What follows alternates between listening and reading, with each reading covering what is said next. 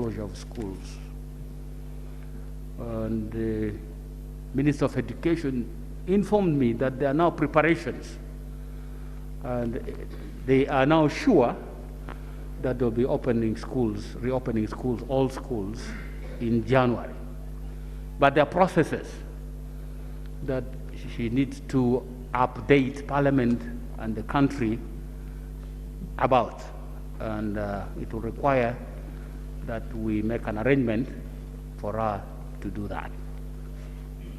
So I received a letter, and the Deputy Speaker communicated this last week, and I've watched some of the comments about this particular request, and I've also noticed some use of very strong language, which ordinarily, as members of Parliament, we should try and desist from, because it doesn't help.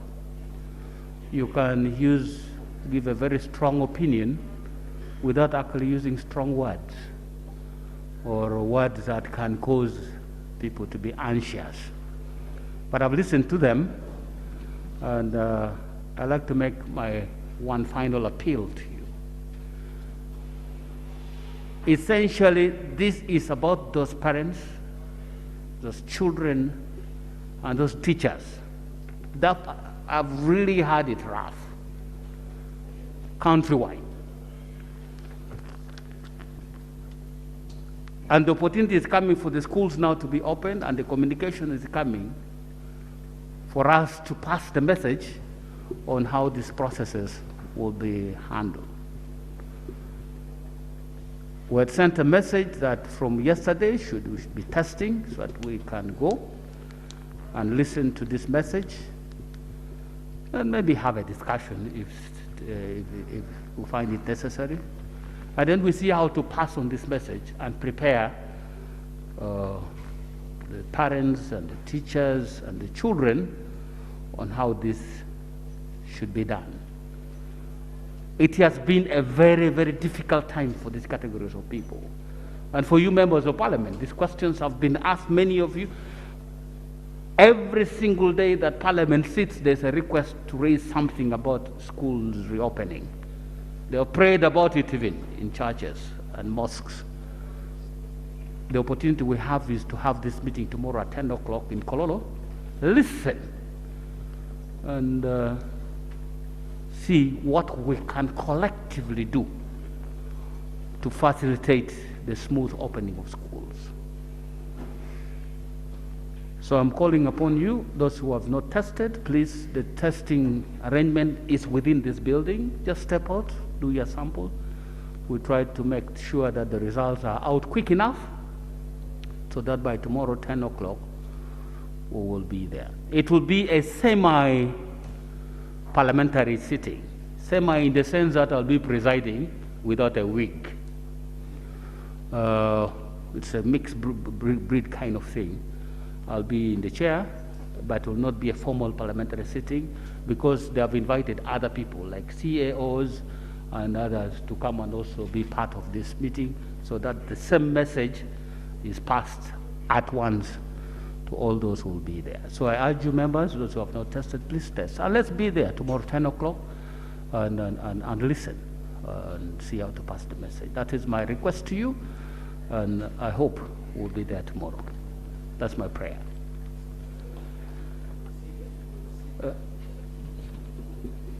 Now we have started the procedure.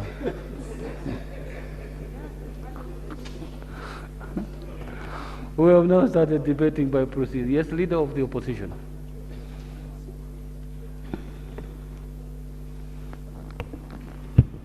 Thank you, Right Honorable Speaker, for your communication, to which I'll seek your further indulgence and clarification.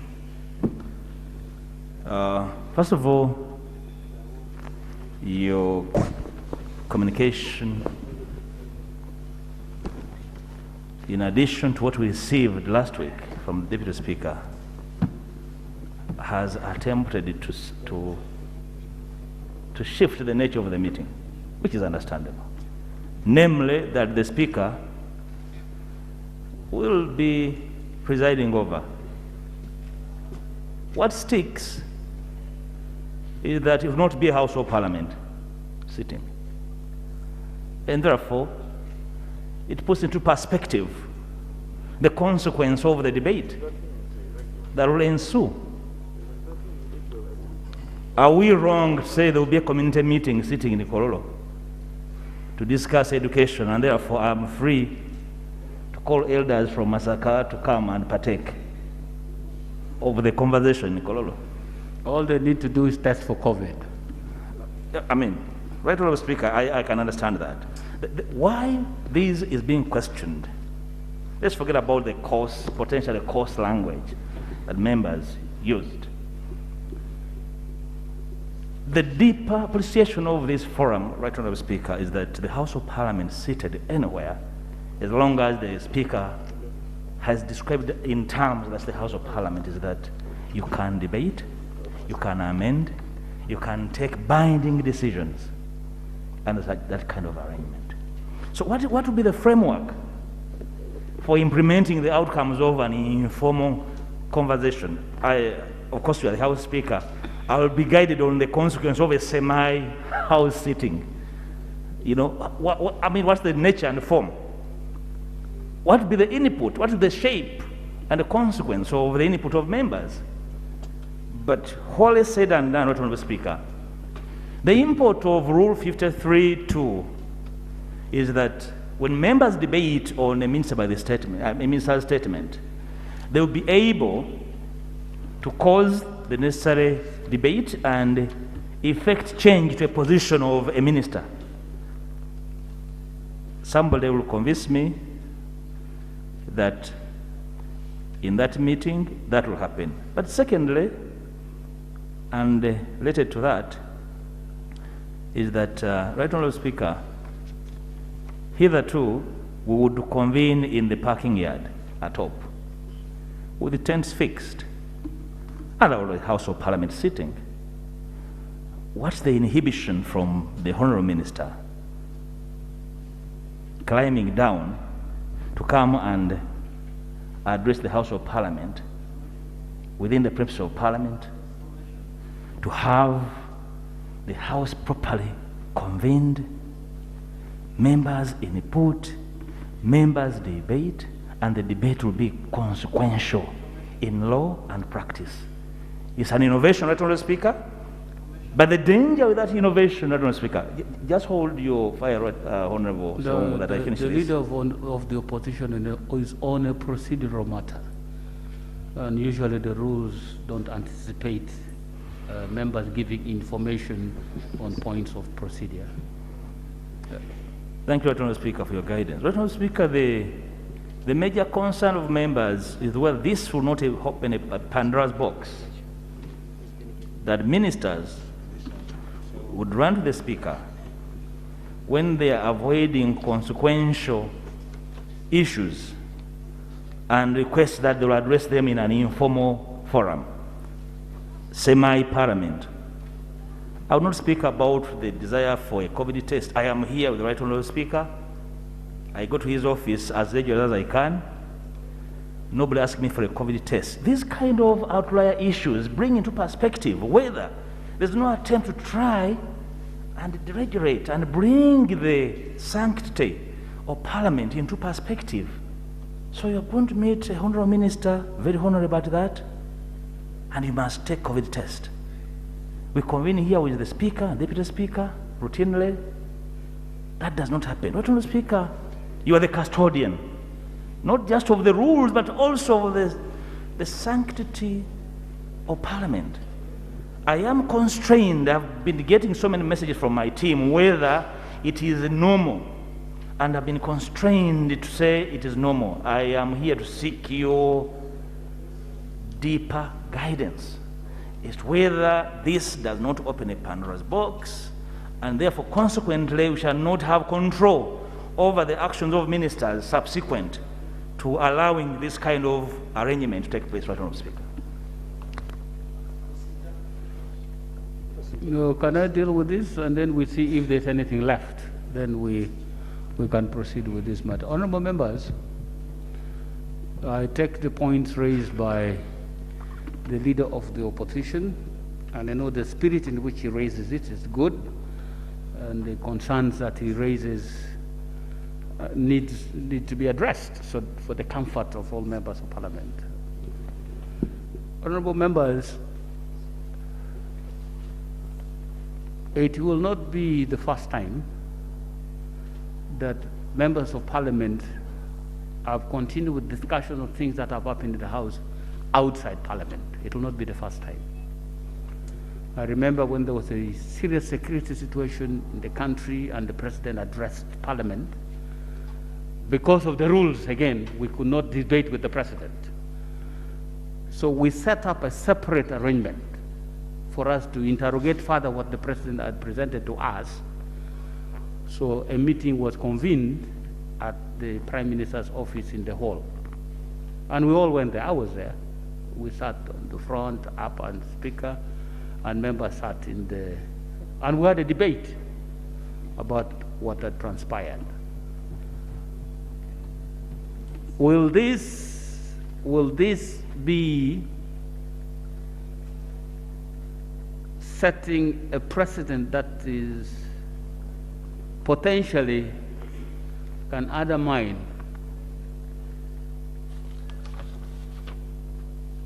the sanctity and authority of this institution? I don't think so. I don't think so. Will it curtail further interrogation of what we will be receiving at 10 o'clock tomorrow? Will it curtail any further discussion of the matter? I don't think so. Will it stop members from making suggestions of what should change, what should be removed, or what should be added in the process of making the reopening of schools smooth? I don't think so. Why? Because we'll receive the statement in whatever form will be presented to us. And we can then agree that we substantially debate the matter when we come back to the House at 2 o'clock. Because the House will be here at 2 o'clock. Then we can debate, make adjustment. We'll have received the proposal anyway of what is going to be done. We can then engage in a debate. Nothing stops us from doing that. Ask all the fundamental questions, make all the serious suggestions we want to make, propose what should be removed, propose what should be added. That is all open. This House can then sit and do just that. The reason why it became acceptable in the circumstances is because we need all members of parliament, and like I said, there is indication that the chief administrative officers will also be in attendance, and permanent and permanent secretaries will also be in attendance. So it's a kind of like mix, but the brief is mainly to members of parliament, and that is what is going to happen. But then because of the mixture, and that's why the proposal, and I was persuaded, and I also act on your behalf in taking some decisions. I may take in error, but I'm always guided by the good faith spirit that I act in good faith to get information for our members, for our country people, on something that has been bothering them for a long time. So that is the circumstance under which this matter came up, and as your leader, I took this decision on your behalf, and I'm requesting that let's do it, and then we see how we handle the rest of the debate thereafter. Clarification? Procedure, sir. Procedure from Honorable Semuju. I don't do clarifications. Mr. Speaker, I want to thank you for giving me the opportunity.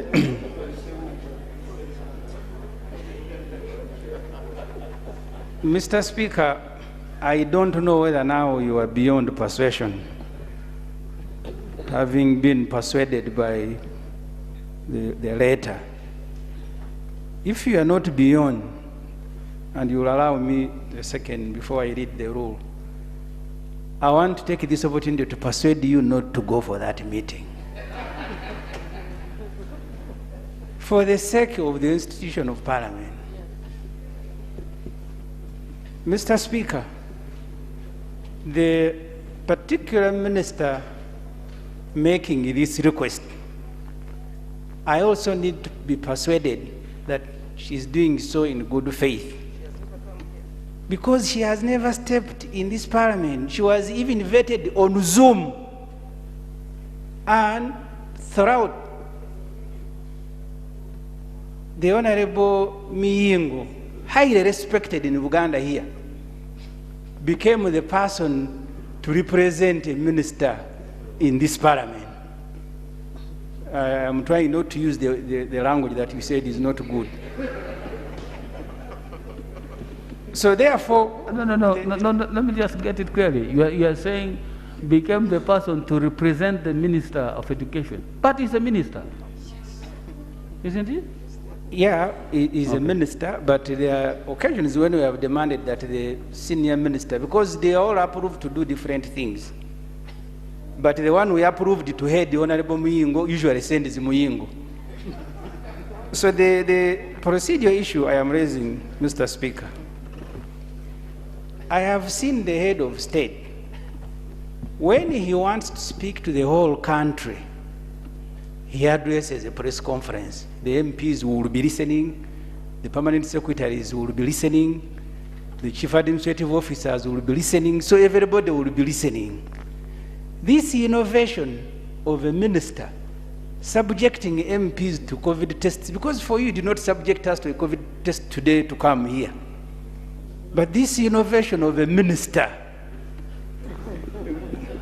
subjecting all of us to a queue and take a COVID test because the minister has said, I want to speak to the country.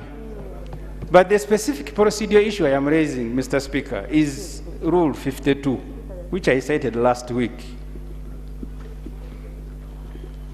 And I want to be guided. First of all, I have high respect for you as a person who follows the rules. Under which rule, if it is not 52, will this meeting be convened? Because this statement, 52 requires ministers to come here and make statement. This particular minister has never been here to make any statement. Instead, as I said earlier, it is the Honorable Miyingo, very obedient, the one who keeps coming here with statements. So I fear, Right Honorable Speaker, if this Parliament joins in elevating a particular statement, we have just processed here a supplementary of 3-point-something trillion, and the Minister of Finance did not call Parliament anywhere. They all have been coming to the Budget Committee. The Budget Committee made a report, and the report was debated here. All the ministers appeared before the Budget Committee. So this innovation, Right Honorable Speaker, and I want to, as I raised my matter, to plead with you again, please, do not go. We can ask a commissioner to represent you like a Commissioner Sirwani. But to have a whole Speaker of Parliament to go to Kololo, please, for our sake, Mr. Speaker, don't go. The issue I am raising is what now happens with Rule 52 requiring ministers to come here if they begin, if a new window of a semi-sitting of Parliament is opened for them, Mr. Speaker.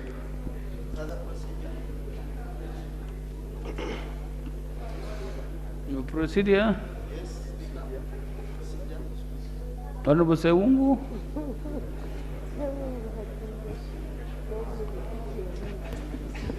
Thank you, Right Honorable Speaker and honorable members. Right Honorable Speaker, I am the Vice Chair of the Government Assurance Implementation Committee. And at one stage, we invited the Honorable Minister of Education, and she assured us that she was going to appear on Zoom.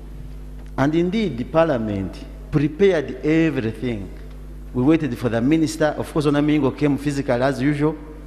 And indeed, the minister failed to appear. We said we shall give him another time. Honorable Speaker, when we are talking about education, we love it, but there are things we must give consideration. As we are talking now, honorable members, there is no school in Uganda ready to start in January that has received even 200,000 shillings to set up the school. But the preparation, the information I have for tomorrow's meeting alone is going to above 1 billion shillings for a meeting. That money would be used to take it to Kabongo, to take it to Kalungu, and prepare the opening of schools. Right now, Speaker, the matter I'm raising, we are setting a dangerous precedent here where ministers have to summon members of parliament, yet we play a supervisory role above the ministers. So wouldn't it be procedural, okay, right now, Speaker, as Honorable Assembly has stated, you talk to this minister, go on radio, get all the media houses, they give you room to talk, but let that money that would have been spent at Kololo, worth 1 billion, on a minister, goes back to Kalungu, to Kiraka County, to Bunyoro, and we prepare the opening of schools with the money, other than spending money on one individual. This business, Mr. Speaker, is very dangerous. That's what Mugabe's wife was doing in Zimbabwe. The procedural matter? So, the procedural matter I'm raising is, wouldn't it be procedural okay? As he wrote to you, you write back that before you do anything, can we get that money we are going to use for that day, the vaccination, the testing of members of parliament? We take it back to Ruhama, where you are representing, so that these schools get money to open up and prepare for the opening of schools, putting in all those soaps that are required by schools. Thank you, Honorable Speaker. Procedure, point of order, procedure. Honorable members, I think the point is clear. The issue is clear, please. And looks like I'm preparing to speak, so you should prepare to sit.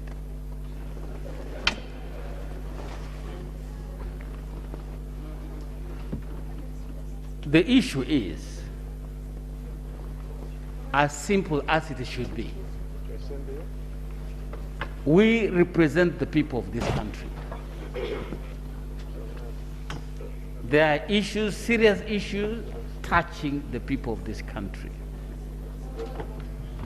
There is information that is being made available for us to get to prepare to solve a problem. The method of presenting this particular information to the members of parliament seems to be an issue.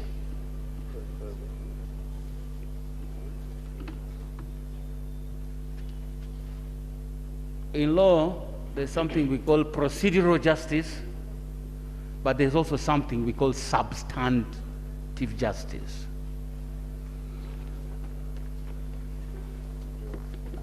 What do we want to achieve?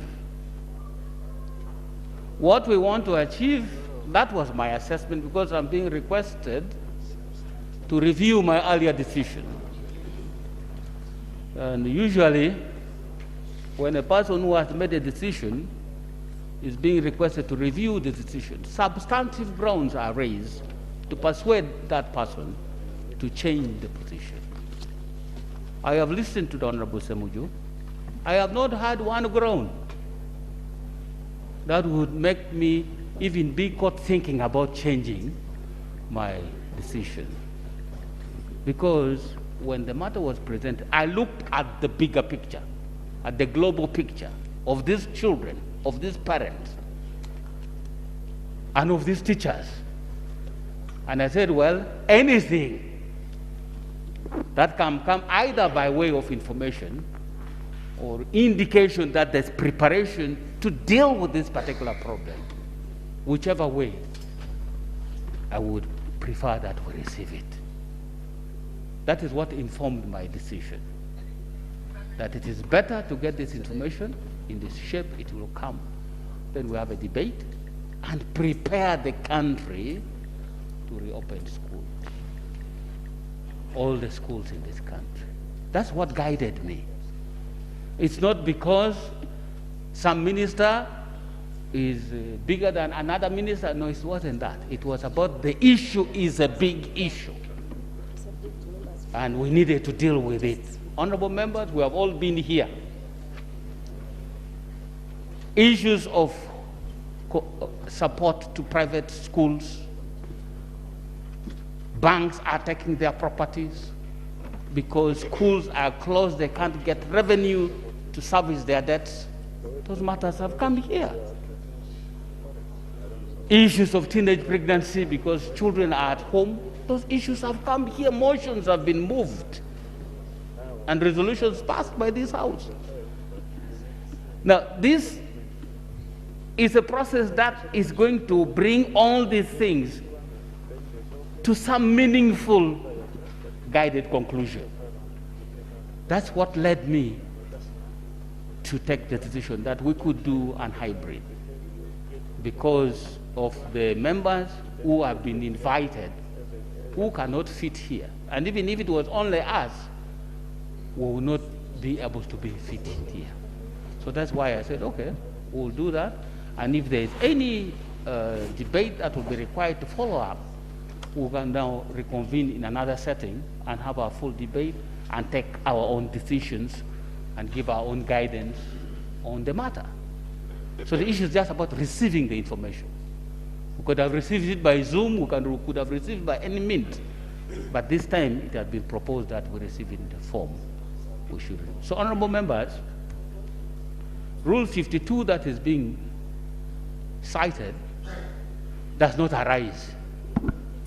Why? Because it will not be a parliamentary sitting. It will not be a parliamentary sitting where the speaker will sit there in a wig and start procedure, order. No, it will not be that. It will be a kind of informal information receiving gathering that will sit and listen and then see how to process information. So honorable members,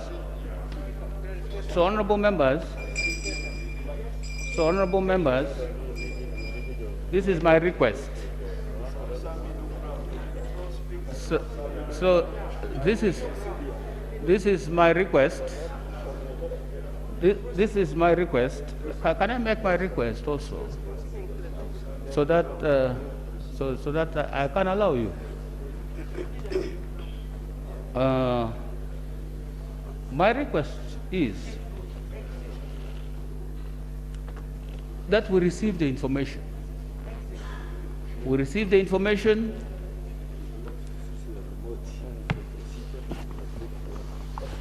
The way it has been proposed, and then we handle it thereafter the way we would want to handle it as Parliament now.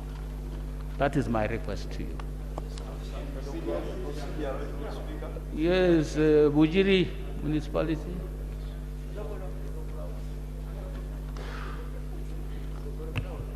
Right Honourable Speaker, I want to thank you, and I definitely don't in any way want to disagree with your sense of judgment.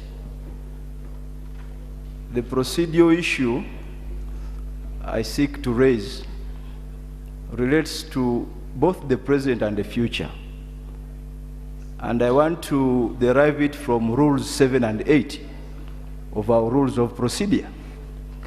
Number one, your general authority as Speaker under Rule 7.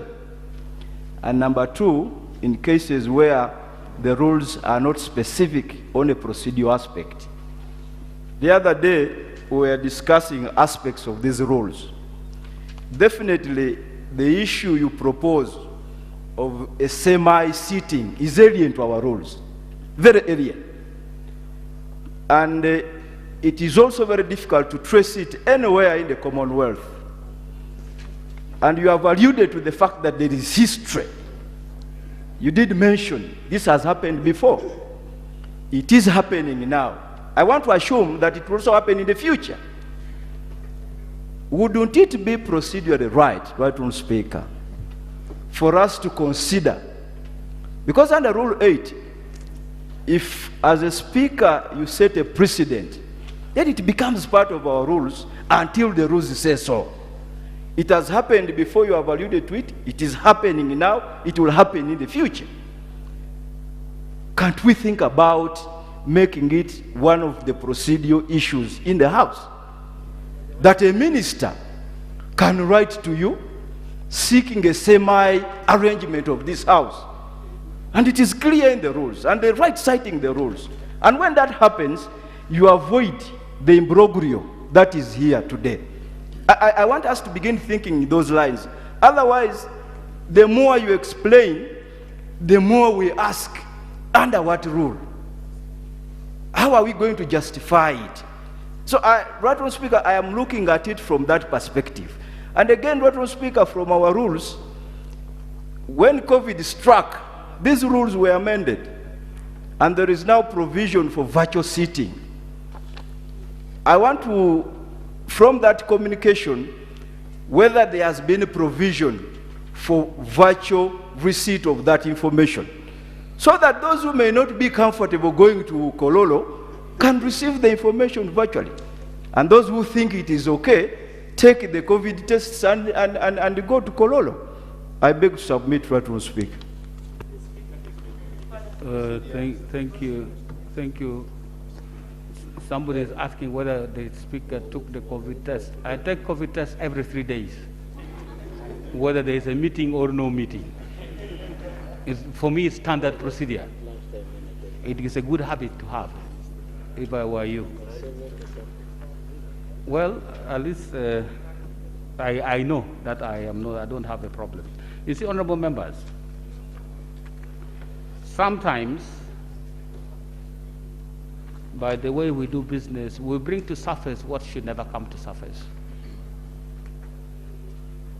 And because of this insistence of ministers inviting members of parliament and members of parliament, I have received letters from ministers inviting members of parliament for meetings outside these precincts of parliament.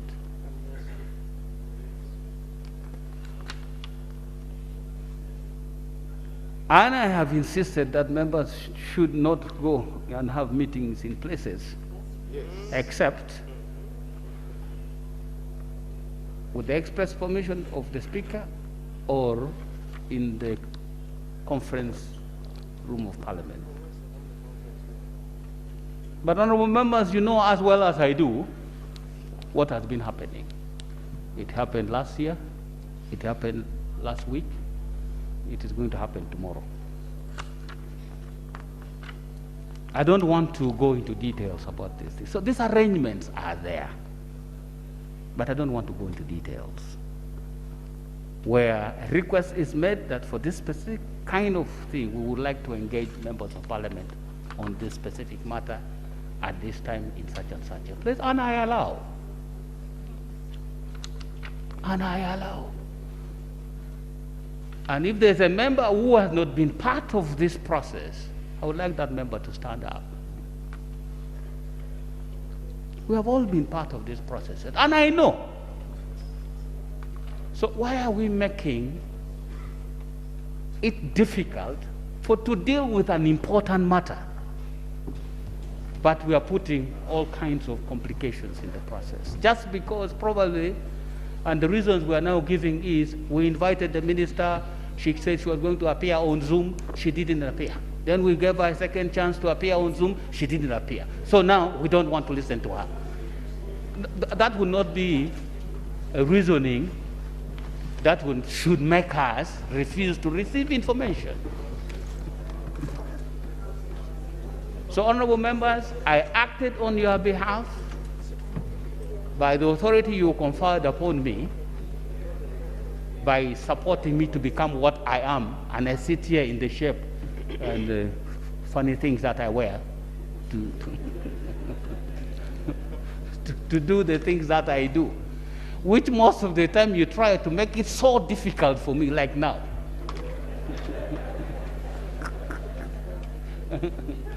So, honorable members,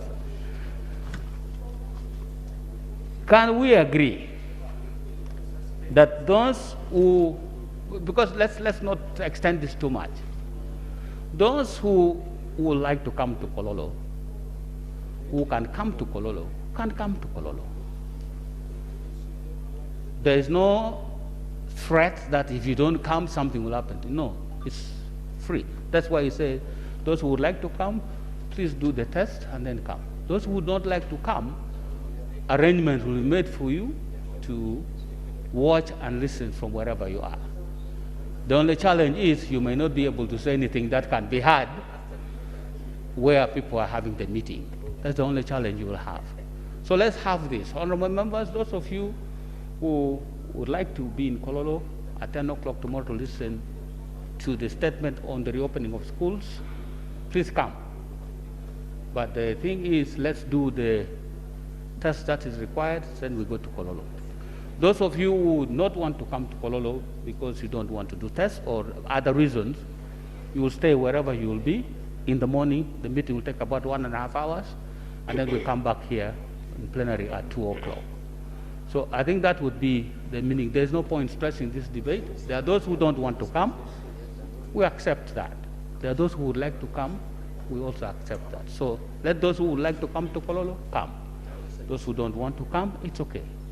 You will also get this information in some form and share. Thank you very much. Honorable members, clarification from the Speaker, proceeding. Yes, Honorable Minister. Thank you very much, Right Honorable Speaker. I thank you for the good guidance you have provided, but I felt I should make a clarification before we proceed. Right Honorable Speaker, one of the honorable members here has said that the ministry is going to spend over 1 billion, which is not true. Right Honorable Speaker, this is a meeting like any other meeting we've been conducting before, and as a Ministry of Education and Sports, we are not spending anything. I wanted to make that clarification, Honorable Speaker. Thank you very much. Honorable members, can we proceed? Can I on this same issue? No, I think let's do this. Let's do this. Honorable members, if it is about the matter of tomorrow,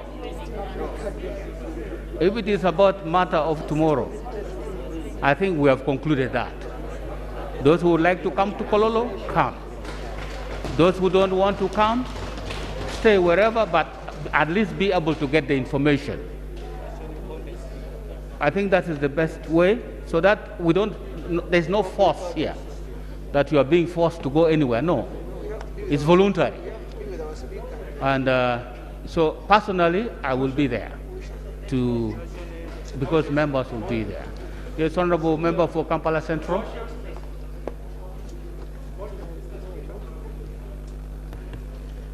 Right Honorable Speaker, I'm very much aware that your ruling cannot be violated by any member. I'm at pain. However, the reality is that we are setting a precedent that will be very tough, that we deem some matters much more important than other matters. Of course, that's the reality. Some matters, Honorable, please. Some matters are more important than others. That's a fact of life. Right, Honorable Speaker. Not all matters are the same. We handled, with your permission, the issue of a supplementary budget, committing Ugandans to funds from the consolidated fund, which I deem to be a very important matter, just like education.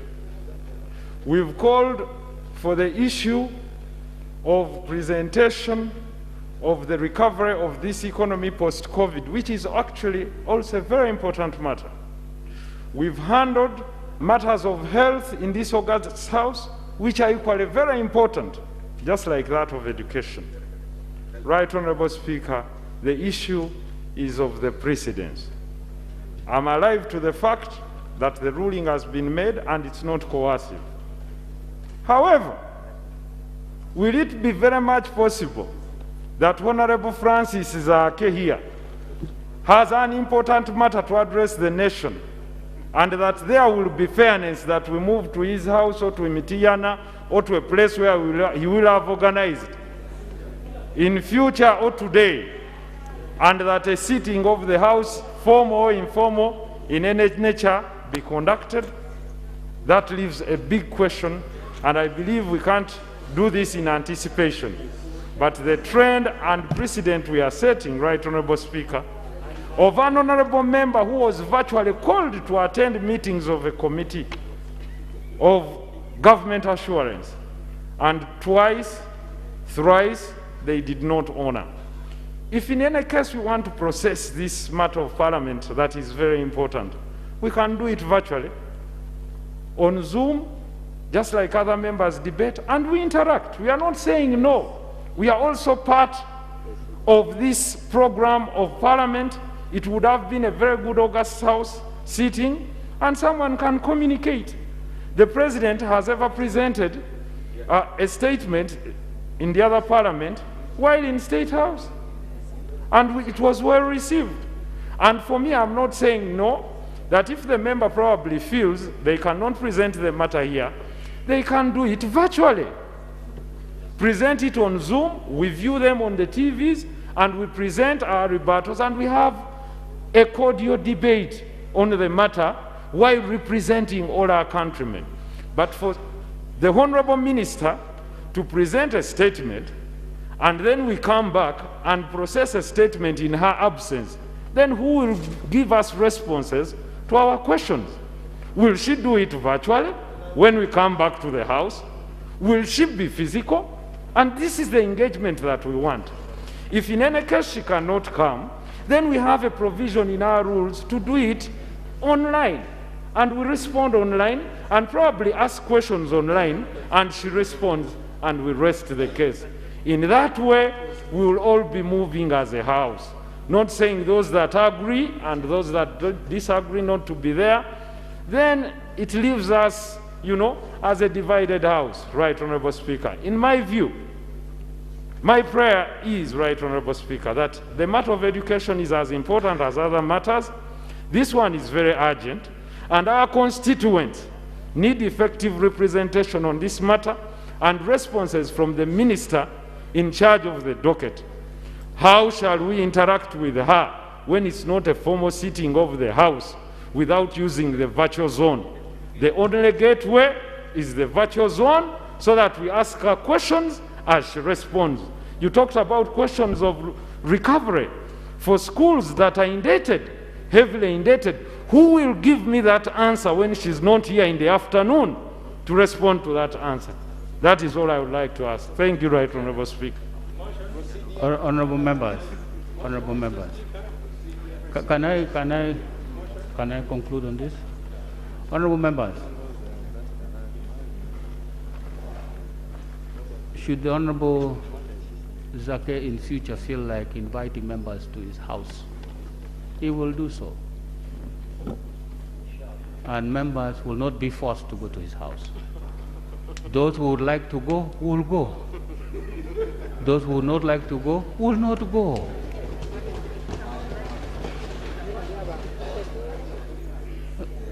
That's it. For me, like I said at the beginning, I'm trying to look at the bigger picture of what we can do to participate in the process of reopening schools that have been closed for very, very long. That is all. There's no other thing. Yes, Honorable Sanguju. I want to thank you, Right Honorable Speaker. Right Honorable Speaker, I am moving a motion without notice under Rule 59(1). Mr. Speaker, as required by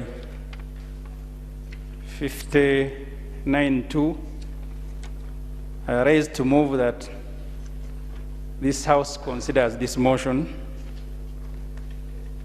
requiring the Minister of Education to consider making that statement to Parliament, because The privilege I have here to represent the people of Chira is such that I am entitled to the same information like any other MP. And that privilege cannot be taken away. Mr. Speaker, sir, that's the motion that I am seeking to move, to require the minister to consider giving that statement, not in an informal place, but to the sitting of Parliament.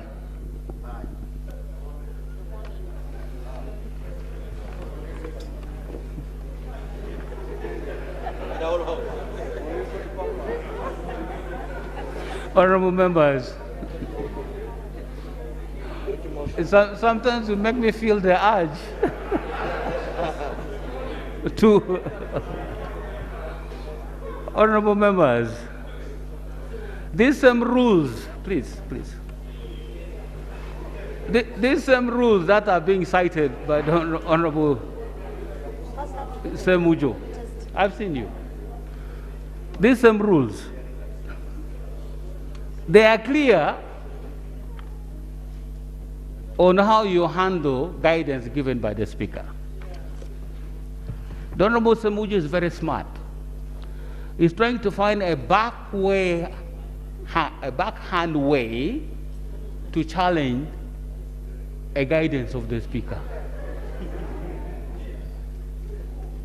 So in other words, he's trying to say the decision that the Speaker took on our behalf, that we received a statement from Kololo, should not stand. Instead, we should not receive that statement from Kololo, but receive it in some other way. That is proposing a review of a Speaker's ruling without using the rules. That motion, therefore, is not sustainable in the law. And the Honorable Semuju knows more than I do that is just doing the usual thing. He likes doing when I am presiding to try and test my knowledge of it. Yeah, honorable members, I think let's leave it at this. I think we have had enough discussion on this matter. Yes, Procedural from Mukono. Thank you, Right Honorable Speaker. Right Honorable Speaker, you have guided that what is going to take place tomorrow at Kololo is not a parliamentary sitting, but a meeting where many people from other offices will also be, including, if I heard you properly, the chief administrative officers. That being as it is, Mr. Speaker, for me it instead worried me, because the very purpose would like to interface with the Minister of Education is, as representatives of the people, to be able to hear her plan about the opening of schools, and therefore making an input by way of debate here. Now that we have understood that that is not a parliamentary function, but an exercise by the Minister of Education to reach as many people as possible, including the MPs, when does the Minister of Education, therefore, intend to bring into this House for discussion the matters related to the reopening of schools? Mr. Speaker, we, your representatives in committees, are facing a very difficult situation. My deputy addressed you, Mr. Speaker, a while before I got here, about the situation we find ourselves in as the Government Assurance Committee, where we are required to have an interface with the First Lady, and she wrote back saying, I will not be able to come on 4th September, but I will definitely come on the 23rd. We waited patiently. A day to the 23rd, she wrote again, this time saying, I will not be able to come in person, but my other ministers will and heads of department at the ministry. But I will address the committee through Zoom. And as I said, we organized and sat in the conference hall waiting for the Zoom meeting. But eventually we are told that she would not also be able to appear on that. Mr. Speaker, I always look at the provisions of Rule 28D. I always want to believe that this is what I am when I'm seated to chair a committee, that I have powers of the High Court. And there is a provision where you can cause attendance, summoning somebody and sending a police to bring that person to the committee so that that person can give the important information needed by Parliament through the committee. Mr. Speaker, I just think about this. When I have to send the police to bring it to me, Honorable Carter Ham7, so that she can talk about the assurances her ministry is supposed to handle, made to various concerning education. The procedure matter I'm now raising is, now that you told us that we have powers of the High Court, would it be procedural, okay? Having sought the attendance of Ms. Honorable Kataha, the Committee of Government Assurance, that I notify you, Mr. Speaker, that I'm now going to send the police to bring her for me. I had thought, Mr. Speaker, the only consolation I had was that, okay, well, Parliament is going to sit at Kololo. But now you have said it is not even in Parliament. Those things will not be anywhere on our Hansard, Mr. Speaker. So,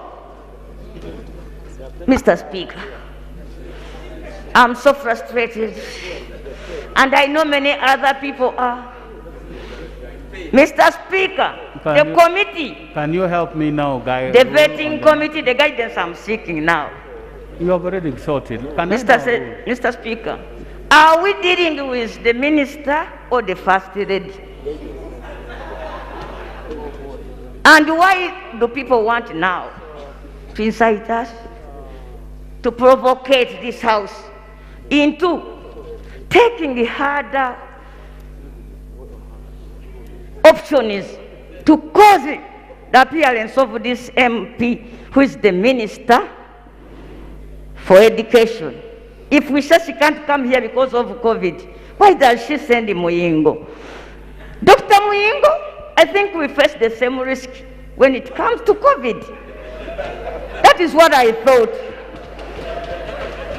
That all the women like me, I'm 50 years, that we are facing a difficulty with COVID. Now I want to guide me. How should I cause the appearance of Honorable Kataha Museveni, the minister, to come to the Committee of Government Assurance, because we are stuck, we cannot move further without her. What can we do? And Mr. Speaker, would it be procedural, okay, for me to propose here that it is high time that Uganda thinks about advising the president to drop his wife because she's a first lady? We must protect her like exactly the same way we protect the president. And this new situation we find ourselves in, the new normal. Can I guide on this? The new normal. Please. Is the Minister of Education. How do we handle her? Can I now guide? In this situation of the... You have asked that question so many times. Can I now guide? Honorable members, the rule just cited by the honorable member, I think is 282. 208. I think that rule is very clear about what you need to do. And it has no provision to say you seek the authority of the Speaker to do it. It is a rule complete on its own, giving full authority to the chairpersons of the committees. Act as the rules say. You don't need the Speaker's guidance on that matter.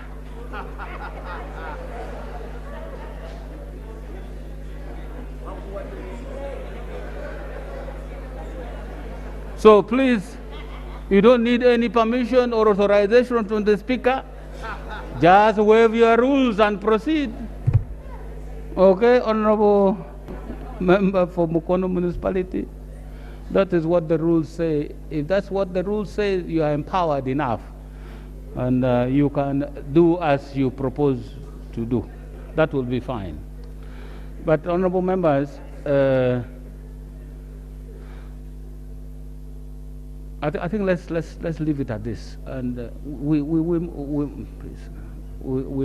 move from this, and let's do some business. I have the NSSF bill.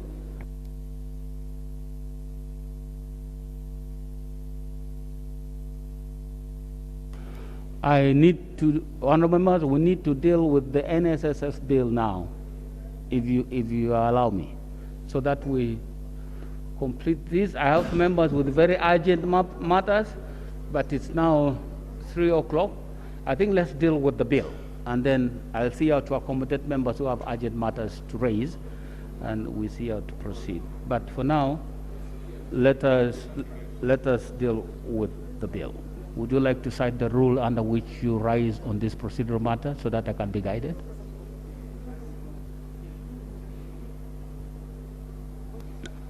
Thank you, Right Honourable Speaker. I rise on a point of procedure. Under what rule? On another matter altogether. What rule? Mr. Speaker, our rules of procedure. What rule? Provide for point of procedure, point of order. And the same rules say, if you are raising a point of order or a point of procedure, state the rule under which you rise. I'm going to state it, Mr. Speaker. And then you can sit down, sir. Then you can sit down, sir. That is the procedure.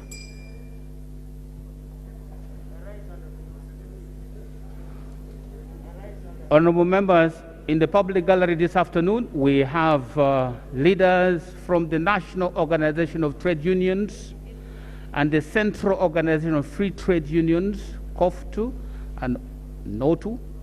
They are represented in Parliament by the Honorable Dr. Byakatonda Abdul, the Honorable Rakajara Naitwe, the Honorable Bakabulindi Charles, the Honorable Robushaja Margaret, and the Honorable Kunuhira Agnes. They have come here to observe the proceedings, and I think specifically they want to see how we handle the NSSF bill, and it is important that we do that. But before I do that, let me deal with the procedural matter being raised by the member for Nakawa.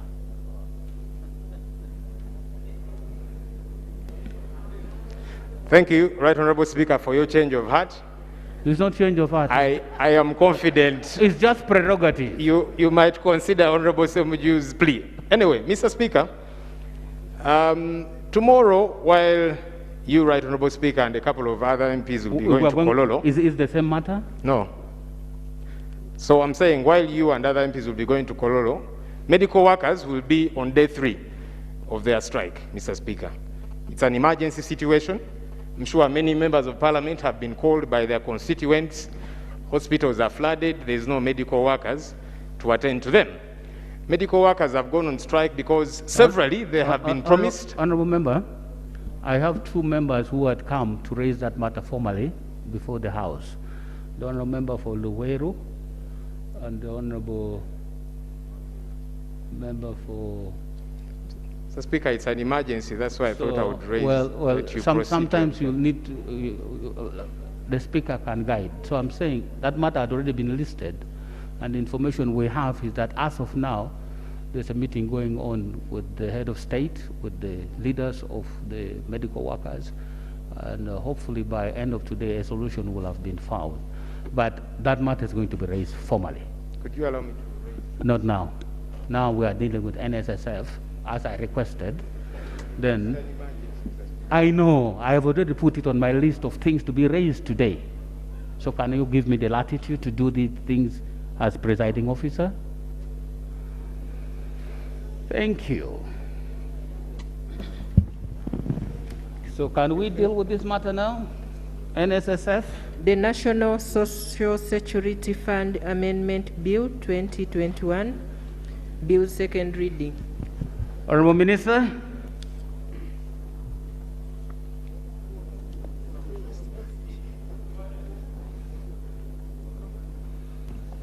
Thank you, Right Honorable Speaker and honorable members.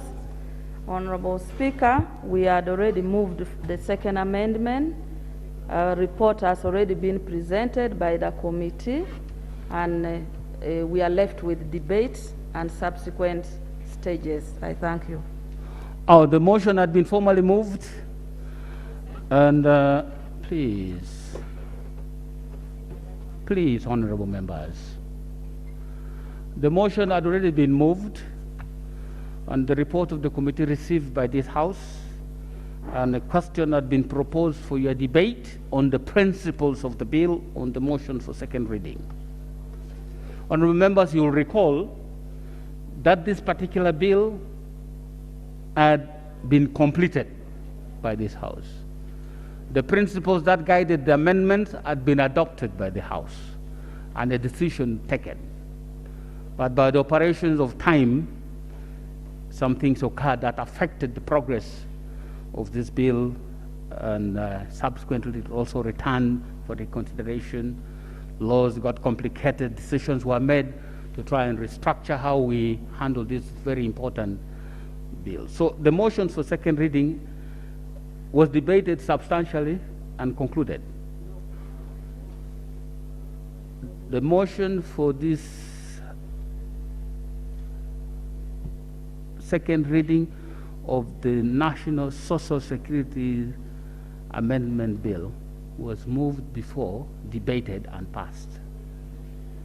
Yes, it was, because this bill was passed by this House. Yes, it was passed by this House. That's correct. The records show that it was debated, the principles were passed. There are no new principles that are being proposed in this new bill. So if it was okay, we would go and re-examine, because what the President returned is what I had guided we could look at again, because substantially the rest of the bill had already been approved and there's no disagreement. So I would have proposed, I would have preferred, if it was okay with you, that we go to the substance of the amendments proposed, and we see if we can conclude this matter and go send this bill back to the President so that the workers can begin benefiting from what they have been waiting for a long time. Messages, I'm sure all of you have been receiving messages from the workers of this country. So if it did not hurt any substantial procedural or matter, I would propose that we take a decision on the motion for second reading, then we go to committee stage, we examine the proposed amendments, and then we conclude this matter in the short time possible. Yes, Honorable Semuju. Thank you very much, Right Honorable Speaker. The only fear I have in adopting that procedure, it waters down the ruling that you made on the business of the last Parliament. Because we all want the NSSF bill to be passed, we may say it is okay, and then another bill is brought that we may need to debate. I want to plead with the members and you, Right Honorable Speaker, even if it is a limited debate, to take the procedure as they are, such that in the future this is not used as a reference, that a matter that was handled and either concluded or not concluded can be brought, and quickly we go to the committee stage. That's the only fear, Mr. Speaker, I have.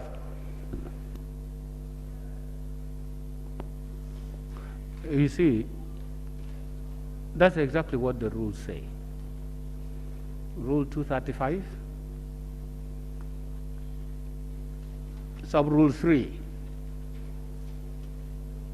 The reinstatement of a bill, petition, motion, or other business before Parliament or a committee shall be treated as a fresh reference to the committee. That's what the rules say.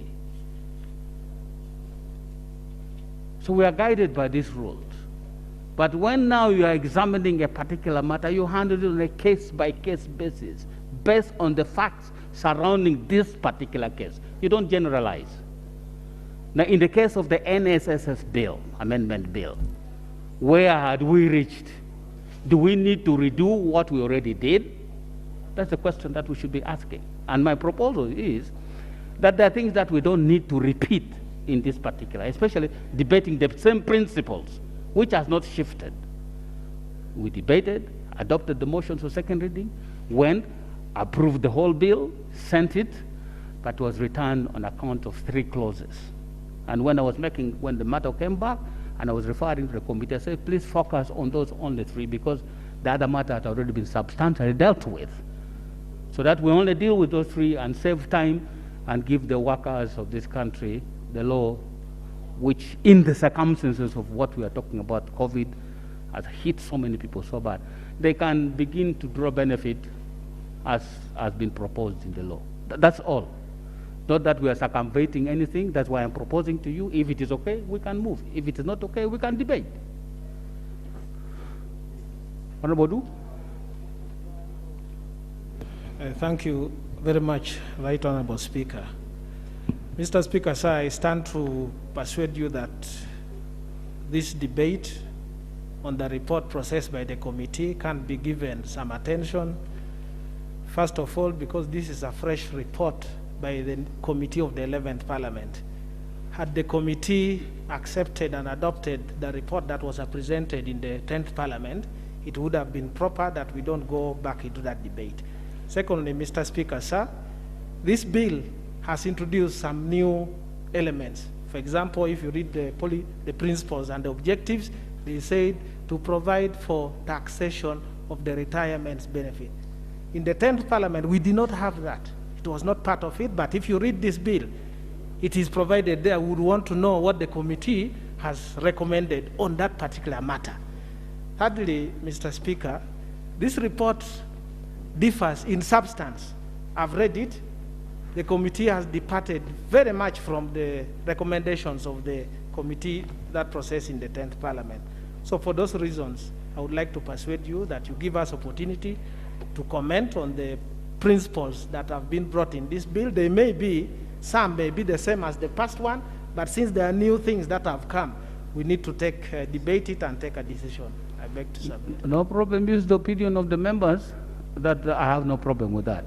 But let me just give guidance. On bills, we never debate reports of committees. Never. It would be a misplaced debate. What we do, like in this motion for second reading, we debate the principles of the bill. The committee report informs our debate on the principles of the bill. There will be no question put to approve the report of the committee, because it's not one of those decisions that is required by the House. What the decision that is required by the House is, do we agree with the principles of the bill, then pass the second reading. The committee report, you don't debate it. They have just looked at it and informed you, this is what we found out, then take your decision. Okay? So if there's going to be a debate, let's start debate now on the principles of the bill. Yes. Oyam. Thank you, Mr. Speaker. Mr. Speaker, I see that this bill has the same principles. And Mr. Speaker, this is a very important bill being waited for by Ugandans, and it has been so for a very long time. So I was wondering that if there are issues that we can deal with at the committee stage, I plead that we go to the committee stage and deal with some of these issues at that level. This will not be the first time where, if we have some issues that are not very clear, we do some kind of debate at the committee level. I thank you. Yes, Honorable Seungo.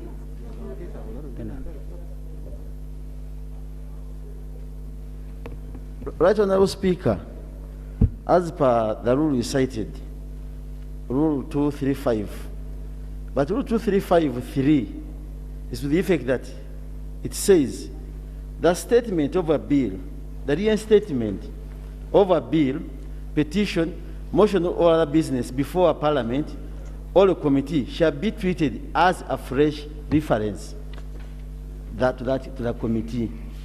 That one is what it is stating. Now, this House, Honorable Speaker, you know the attritional level of members of parliament.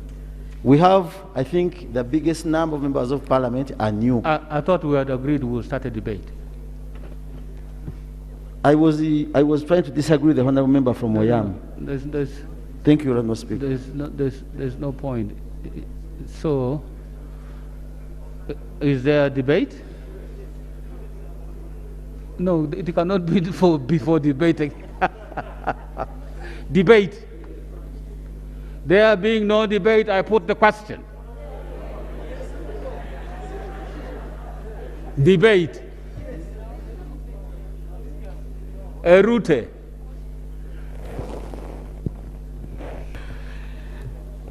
Thank you very much, Mr. Speaker, sir. Mr. Speaker, sir, I would like to thank the chairperson of the committee for processing this report. And I want to agree that one of the principles on enhancing the social protection in this country was important. The report touches on a number of issues, including ease of joining, voluntary savings, the principle of free entry and free exit, which I totally agree with and I support to protect our people. But the issue I wanted to raise in this report that the Madam Chairperson has to clarify is that the history of this amendment, if I recall well, was that a number of Ugandans who had been saving with the NSSF were affected by COVID to the extent that they are not able to sustain their livelihoods. And as a result, they requested that an amendment be made so that they can access part of their savings, which savings should help them. Now, in this report, we do not see clearly guidance by the committee on how many of these members are out there. I am alive to the proposal that people who have saved for 10 years and have clocked 45 are the ones being allowed in this principle to access their savings. Mr. Speaker, the committee should have, and I feel this needs to be clarified, how many people are we talking about in the category of 45 and above and who have saved for 10 years? Because we don't have to sit here and raise the hope of Ugandans as if we are responding to their cries. And then in the end, we pass something that does not address their concerns. So I'd expected that category by category, we should have been guided in this report. People who have saved for 1 year, how many are they, and what age group? People who have saved for 2 years, and up to 45. Because, as I understand it, Mr. Speaker, the people who are demanding for this access, midterm access, are actually many, and the restriction of 10 years and 45, which we had not agreed to in the past parliament, which has now been supported here, we need to deal with it. Mr. Speaker, secondly, I want to thank the committee on their strong stand for the Ministry of Gender, Labor and Social Development to be the overseer of this bill. I think we need to support that position. The Ministry of Finance, we understand, is involved in financial matters, but their attempt to interfere and meddle into the issues of the workers should not be accepted by this House. We already know so many things that are happening in the ministry that needs to be addressed, and we cannot accept to plunge our workers in the same hands. So I beg to submit briefly, Mr. Speaker, sir. Thank you very much. And again, honorable members, we are not debating the report of the committee. The motion is by the minister. We are debating the motion moved by the minister that the principles of the bill be adopted. That's the motion we are debating. No, that is the motion we are debating. I'm guiding the House. You're finished? Please. I wanted to refer to the rules because the rules are very clear that we debate with reference to the bill and the report of the committee. Yes, the report of the committee. See, so I'm not really debating. The report of the committee is guidance. You don't take a decision on it. It's guidance on the debate. Yes. That's a distinction. But we cannot now subject the committee report to a debate. The motion is for second reading of the bill, principles of the bill. The report of the committee informs that debate. So what we are discussing and taking a decision on is the principles of the bill. That's it. So, yes, Honorable. Then I come. No, I'd already, yeah, yes. Thank you, Right Honorable Speaker. For the record, I'm Agnes Kunhira, MP representing workers. First, I would like to thank the committee for the work they have done considering the plight of workers in this country. Right Honorable Speaker, on the issue of the principle, there is a very important matter I know at the committee level which must be considered. The recommendations on principle 24A says that it will commencement will be after a certain period of time that they have recommended 60 days. And yet, that same principle requires the minister to make regulations. I'm also aware that regulations are derived from the principle. Therefore, if it doesn't commence, which principle shall the minister use to make the regulations? My prayer is that we can talk of the implementation after being passed here. When shall it be implemented, but not on commencement? That is one. On the other principle that the President had alluded to was the issue of people with disability. But after thorough consultation, we have realized that the numbers of people with disability serving with NSSF are very minimal. Therefore, they will not affect the fund at any way. And we therefore seek for members to support that principle to be passed, to consider people with disability. Another principle that has been mentioned is the issue of supervision. We must be aware that currently NSSF manages the fund. But when the fund was transferred, it was by the directive of the President. The law was never changed. Ministry of Labor has continuously handled the issue of implementing the policies and everything. And therefore, I would call upon the Ministry of Labor and Finance to ensure that workers' money is protected, and therefore the law should be clear on who should be supervising. If they are going to supervise, if it is going to be a duo, also it should be clearly stated. I beg to submit. Thank you. Thank you.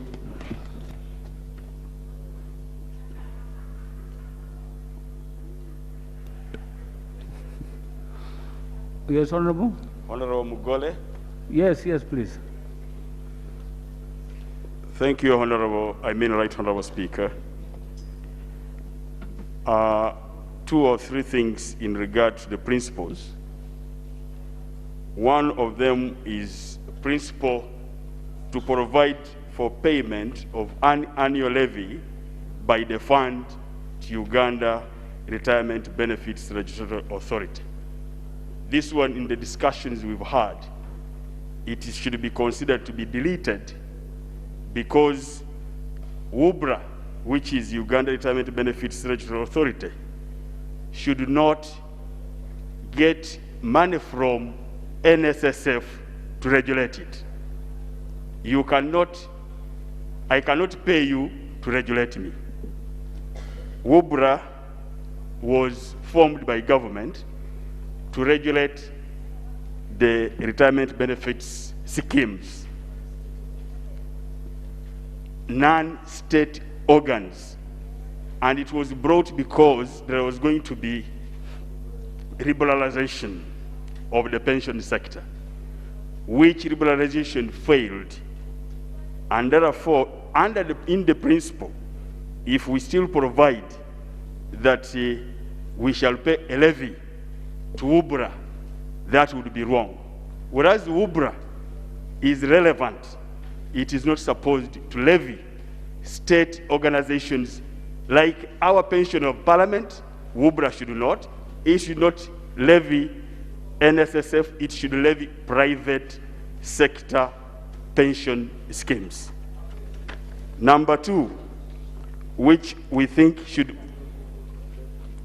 we should change, and that one even recently in various meetings, it has been resolved that UBRA should not levy NSSF.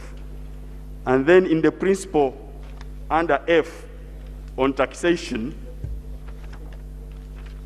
where it provides that to provide for the defense to the difference of taxes on contributions and scheme income to the time of payment of benefits.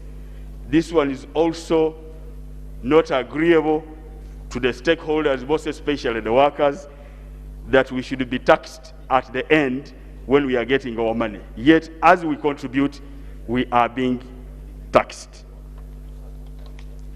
I think those two I wanted to put, Right Honorable Speaker, and also to allude to the fact of a honorable colleague who was talking of numbers. If I'm to give numbers, I'm an outgoing member of the NSSF board and who has been sitting on the finance committee. I know very well that NSSF is able and capable of paying these monies to the workers, but as has been segregated.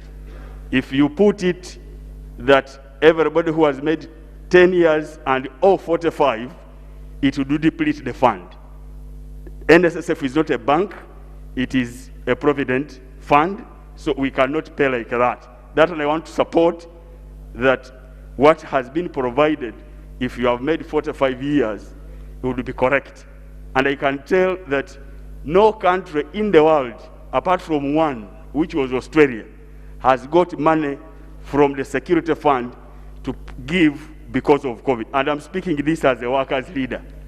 I would be really stupid to say so, because I would face the wrath of workers. But we have looked at all this, and what the committee has provided is important, and that is viable, and NSSF can pay that money and continue saving for the rest of the savers.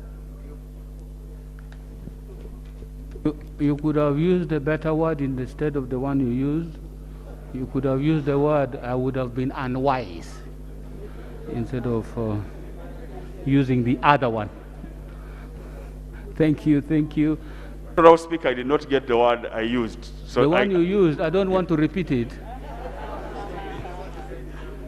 I withdraw. And I apologize for that. I thank you, Honorable.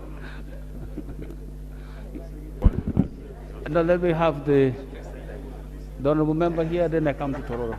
Yes. Thank you so much, Right Honorable Speaker. I would like to thank the committee for the comprehensive report. My worry in the report is on the benefits to the disabled people who make 40 years, where the report says they can get 50% of their savings. Whereas it is true that the disabled people are unlikely to get, most of them are unlikely to get jobs as compared to the able people, but in advanced age, they are also more vulnerable, especially when it comes to finances. So when we say that they should get 50% of their savings when they make 40, we make them more vulnerable in the long run. So it is important that the report, although it talks about that issue, as Parliament, we need to look into it further and see and analyze and see if it is more advantageous to the disabled savers or if it is disadvantageous to them. Because making them access that money at 50% when they make 40 years, the vulnerability may not be atoned to their level, to their capacity to get maybe income from elsewhere, because at advanced age, of course, they cannot earn. It is quite important that they keep more money with the fund as opposed to withdrawing it when they make 40. And as you are aware, Right Honorable Speaker,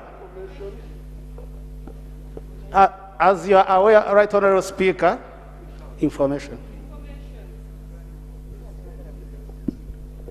Thank you, Honorable Member, for giving way.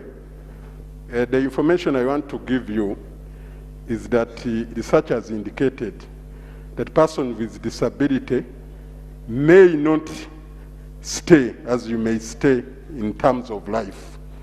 So if we push to the other years that we are talking about, maybe someone may not get a chance of getting his or her money. Thank you so much, Honorable Bumari, but I don't think that is backed by evidence, because I don't think there is a definite data that shows that disabled people die faster than their counterparts. But, okay, thank you, Right Honorable Speaker. I think that's my submission. I beg to submit. Thank you very much. Tororo. Then Tororo first. Then I come to Process. Thank you, Right Honorable Speaker. Right Honorable Speaker, Ugandans are waiting for this bill.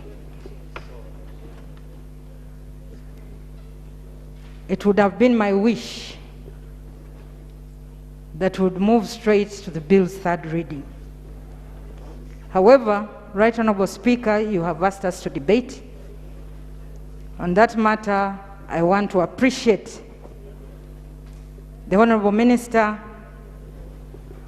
and I do support the principle in the bill which opens up savings to even those in the informal sector. We have an extremely poor saving culture, Right Honorable Speaker, to an extent that those who are not saving with NSSF, when they lose their jobs, they are completely caught off balance and cannot even meet their immediate needs. I therefore would like to appreciate that principle of opening up to all workers, because initially it was for companies that employ 5 workers and beyond, but now it's open, implying that it's even advantageous to even those that employ below 5, in that the company will also be contributing something towards their saving. Even those who want to voluntarily save with NSSF, even members of parliament, even if you belong to another scheme, you can still go and save with NSSF. This is a good idea, and I hope that all Ugandans can be able to pick this up and save with NSSF. Right Honorable Speaker,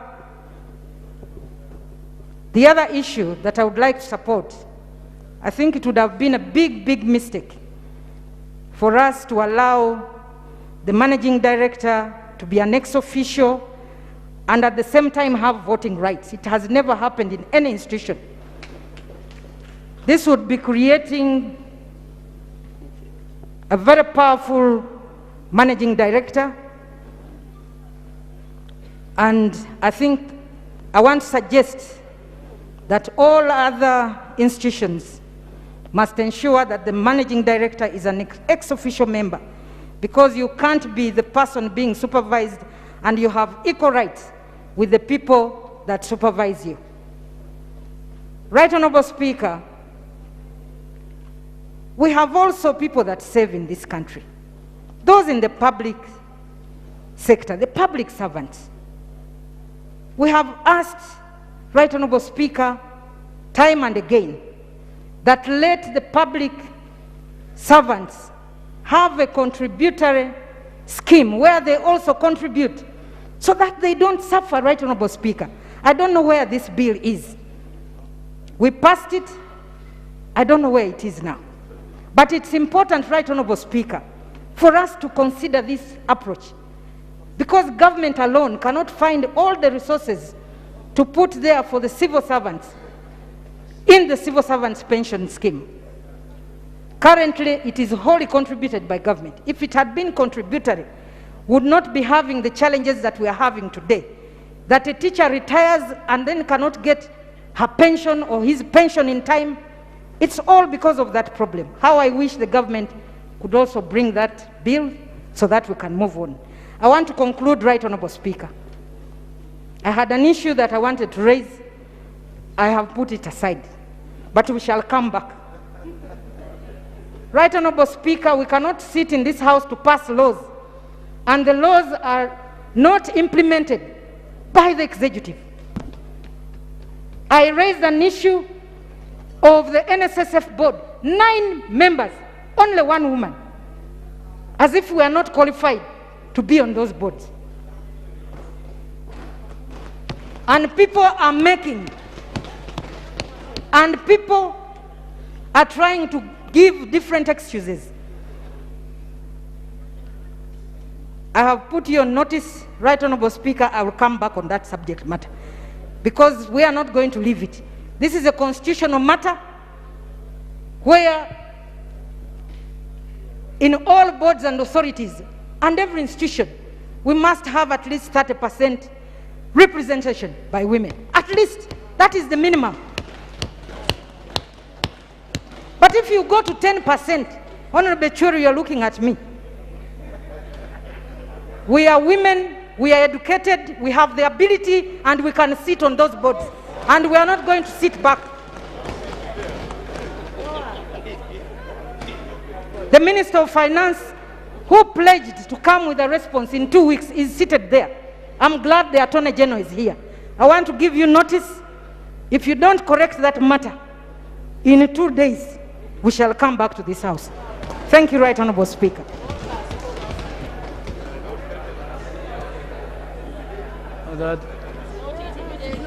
That is the. Thank you. That is the statement from the chairperson of WOPA. I can see that it has received a lot of support. Yes. Thank you, Right Honorable Speaker. Kasese, then Ajumani. Me, Kasese. Okay. Thank you, Right Honorable Speaker. Again, for the record, I'm Kambale Ferigo, representing Kasese Municipality. Colleagues, we are talking about benefits to our savers with the NSSF. NSSF, Right Honorable Speaker, is a very, very powerful institution. As we talk now, NSSF net asset value is 15 trillion Uganda shillings. Around 15 trillion Uganda shillings. The computations have indicated that if we implement this bill,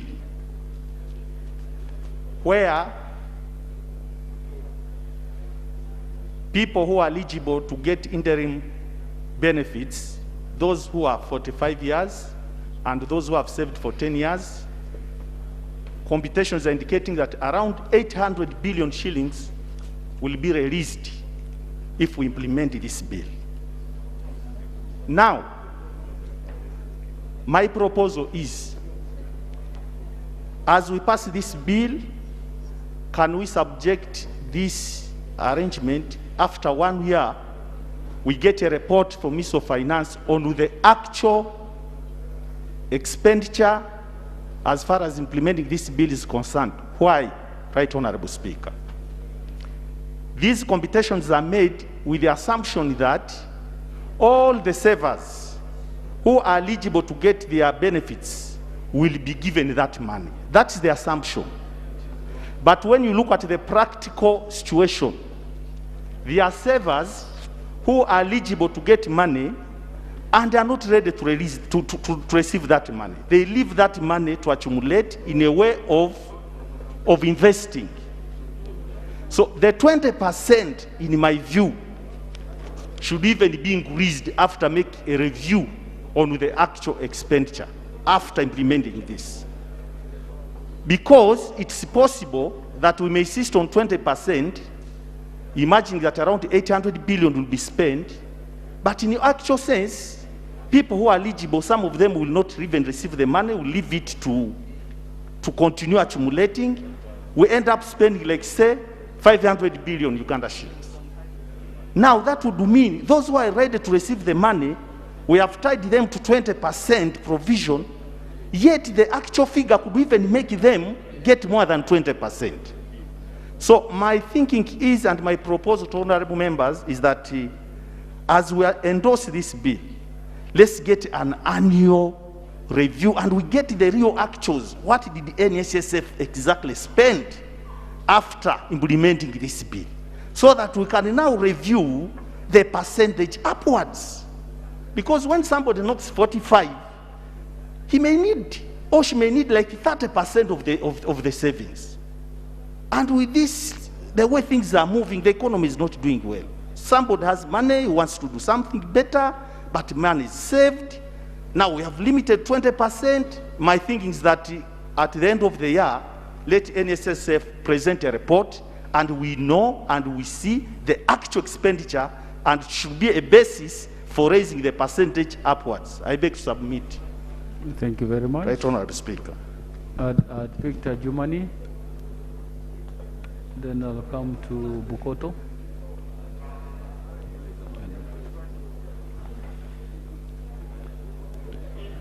Thank you, Right Honorable Speaker, for the opportunity. I want to thank the committee for a very good work. Right Honorable Speaker, I support the proposal and recommendation of the committee, which is linked to the principle of inclusivity and fairness to all human beings. Right Honorable Speaker and colleagues, actually, persons with disabilities need more support, meaning that if you are getting 40, it will be even better for us to get 50. Because a formal, structured strategy like this goes with mindset change, capacity building, so that whatever investment is done, people are empowered to manage themselves and grow better. Therefore, I want to thank the recommendation of the committee by putting persons with disability in that lane, and we need more support. We even live longer. We can even do better when supported. Therefore, I even urge members of parliament to take lead in empowering persons with disabilities to ensure that we don't remain backward. You remove us from being dependents, but self-reliant persons. Second, Right Honorable Speaker, I support the committee's proposal that the overseer of these funds should be Ministry of Gender. I totally agree. Right Honorable Speaker, you cannot be the sponsor in one way or the other and monitor independently. We trust our ministry and the community that the ministry sees highly lies here. Therefore, I thank the committee and support this recommendation. Right Honorable Speaker and colleagues, COVID exposed us to a level of understanding our poverty levels. As we sit here, the community is loving that this bill was passed yesterday, not today. People need to recover. They are asking for support so that they can recover. Right Honorable Speaker, I propose, because we don't know about the future, but we cannot also legislate for uncertainties at times. But COVID has taught us a lesson. I propose there should be flexibility when a similar event strikes us. Right Honorable Speaker, I had a very bad experience. Workers in Ajuman district wanted to see me because they were totally broke. And they did not have alternatives. They could not go and borrow because they had not refunded what they borrowed. COVID saved it. So in such a fund where there is the aspect of social protection and security, let us embrace flexibility when situation arises, because we are doing all this to ensure that everybody grows and lives in terms of challenges in a better situation. Thank you so much, Right Honorable Speaker. Bukoto. Thank you, Right Honorable Speaker. I'd love to thank the committee for their report. Right Honorable Speaker, whereas I agree with the 45 years to be given part of your money, I would also like to know what incentive is given to those people that don't withdraw their money after 45, such that we encourage people to save beyond 45. Right Honorable Speaker, I agree that after 45, people will be having problems or some issues. However, some of them will want to save, to continue to save. However, they will need some extra incentive, such that rather than thinking of removing their money to invest this elsewhere, they can keep it with a fund. Whereas I agree with Minister of Gender to regulate the fund, I would love to see a situation where both ministries, Gender and Finance, come up with a proper proposal of why they would be the suitable ones. As much as deep down we are biased with finance and getting loans time and again, and we believe that they might be biased to use our money, I also believe they might come up with a better proposal than Gender.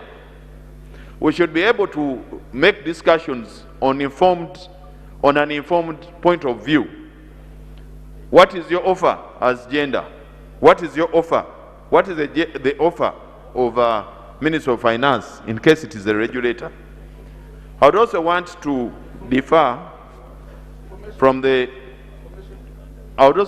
just a minute. I would also want to differ from the precurrent member who talked about UBRA. UBRA is helping to regulate a fund that is 15 trillion at only around 5 billion. This would cause what we would call selective application of the regulation. This Parliament stood and decided that everyone that is saving should be regulated, irrespective of who you are. Just 5 billion to regulate 15 trillion is a mistake if we just leave NSSF not to be regulated. I would also want to talk about the voluntary savings. Right Honorable Speaker, the informal sector would love to save much higher. Actually, they have more money to save than the public sector. However, what incentive is there by law for voluntary savers? What incentive do we give these people I'm sure very many people save 500 shillings, save 1,000 shillings, save 5,000 per day. This is money they could easily transfer just by mobile money to their NSSF accounts. However, there is no will as incentive for them to save. I'll take the information. Thank you. Thank you, Mr. Bakalun. Through you, Mr. Speaker, Mr. Bakalun had some information. Through you, sir. Thanks very much, Right Honorable Speaker. And I want to thank my colleague. He was looking at the incentives. He started by the 20% advanced as mid-term. It's not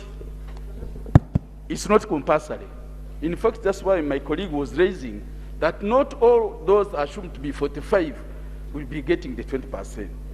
Now, when it comes to voluntary saving, you are looking at what motivation are you giving him?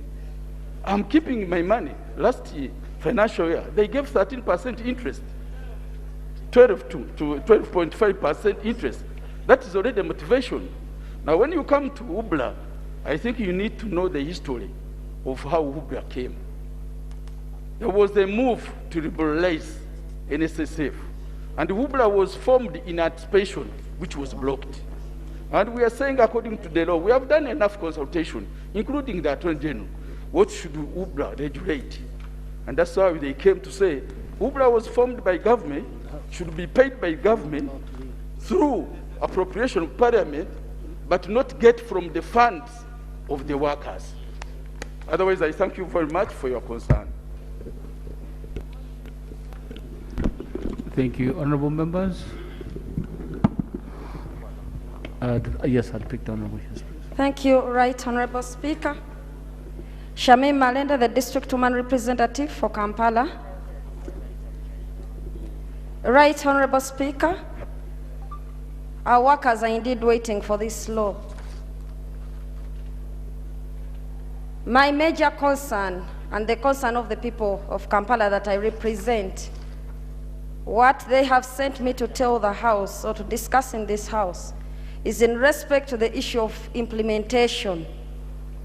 The law may be prepared, passed, but the issue to do with the bureaucracy in respect to accessing the funds should be dealt with before this matter is put to rest.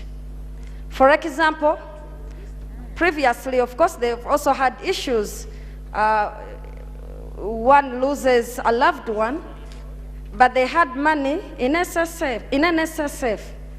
Accessing those funds, someone may even spend 9 to 7 years, even 10 years, first getting letters of administration from court before you access those funds. So these are some of the issues, Right Honorable Speaker, that I think that before this law is laid out should be considered. And also, as we speak about the overseers and whoever, the issue of bureaucracy should be looked into because it has spoiled many of our things. And in this regard, finally, Right Honorable Speaker, let this law be clear. For example, on the mode of asking for that money, the days in which the money is supposed to be processed, how it is supposed to be transmitted, so that it is a clear process. I beg to submit, Right Honorable Speaker. Okay. Thank you, honorable members. I think let's pause this debate here. We have had sufficient engagement. Let's proceed. Yes. We need to deal with the substance of the proposals. Yes. I was going to propose that at this stage we conclude the debate on the principles. Then we go to the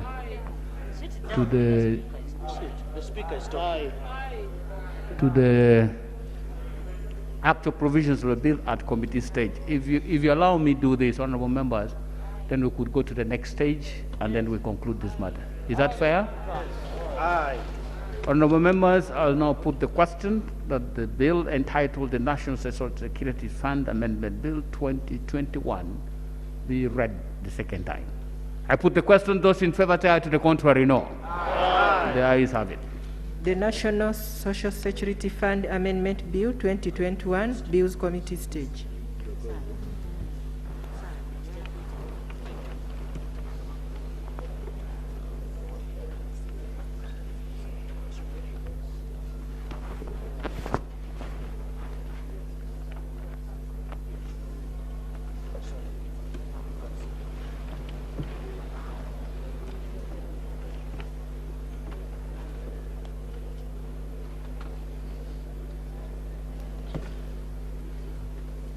The National Social Security Fund Amendment Bill 2021, Clause 1. Honourable members, before we examine the clauses, as a result of this bill being referred and the discussions that were held, many consultations were held, positions were agreed upon, I want to take a brief from the leaders, the chair, and the minister on what has been agreed so that we don't waste time on them. Is that fair? Because there are only a few sticky issues, so what has been agreed, we don't need to go over them again. Can I have who goes first, the minister or the chairperson? Minister? Thank you, Honorable Chair. Honorable Chair, I want to first confirm that the Attorney General wrote to you in reference to issues raised by members in the memorandum in respect to taxation that we have agreed we shall delete it. Secondly, also in the memorandum, M shall be deleted, which talks about levy of the fund by UBRA. That also shall be deleted. The sticky issue, Honorable Chair, has been the mandate between the Ministry of Gender and that of Finance, and we have reached consensus that we shall move amendments in clauses. We shall introduce clauses 13, 14, 15, 16, 18, and 19, which will amend Section 30 of the Principal Act, 31, 32, 33, 35, 36, to provide for financial matters to be handled by Ministry of Finance, and the rest of the roles shall be by Ministry of Gender. And at an appropriate time, I shall then move those amendments. On other issues, there are things that most of which have been agreed between the committee and the ministry and government. Thank you. Thank you very much. The motion was moved for clause 1. Clause 1, I put the question that clause 1 stands part of this bill. Those in favor say clause 1. Clause 1. Honourable Minister.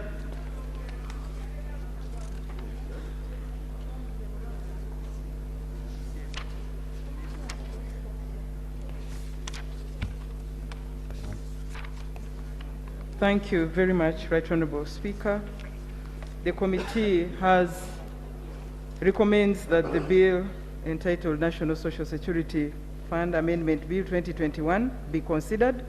Right Honourable Chair, Clause 1 on commencement, the committee recommends that on Clause 1 is substituted for the following. Commencement 1, subject to subsection 2, this act shall come into force upon publication in the Gazette. 2, the minister shall, in consultation with the board by statutory instrument, commence section 24A within 60 days from the date of publication of this act in the Gazette. Justification, Honorable Chair, Right Honorable Chair, is to create certainty on the time of commencement of midterm access that was not provided when His Excellency guided. Thank you. Honourable members, that is the amendment being proposed by the committee on clause 1. Clause 1. Mr. Chair, I think this introduces a new legal interpretation in law that the minister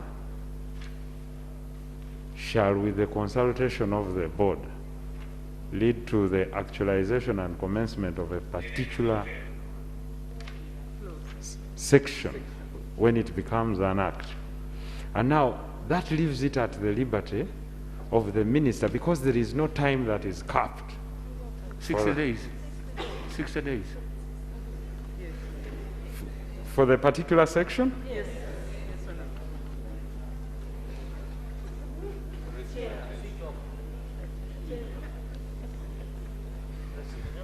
Thank you, Chair. Yes, I can understand the rider that offers the 60 days period, but the rationale for me does not hold, because partial implementation of the law, Chair, can be problematic. Can we get to understand why not have the law commence at a go, so that we have a more certain law in place? Because the tendencies here are well documented on how implementation of particular laws is problematic. For us to secure the workers, we need to have this law commencement to be on the same date, at the date of gazetting, because I am yet to appreciate the separation of commencement of section 24A. Why the 64 days? The 60 days, I mean. Right, Honorable Chair. The 60 days are for the minister to develop a statutory instrument that specifies and spells the regulations and the way they are going to pay out this money. Right, Honorable Chair, given that it includes money and calculations and preparation of what to pay to the beneficiaries, Right, Honorable Chair, the minister is required to give the statutory instrument that spells how, when, who is not going to get, how many are going to get, and how much therefore should be prepared. So we thought as a committee that 60 days would be enough when the minister requested. Actually, the minister had requested for 90 days, but we gave only 60 days. Chair. Honorable members, it is not unusual for a particular law to have different sections, different parts commencing at different dates. It is not irregular.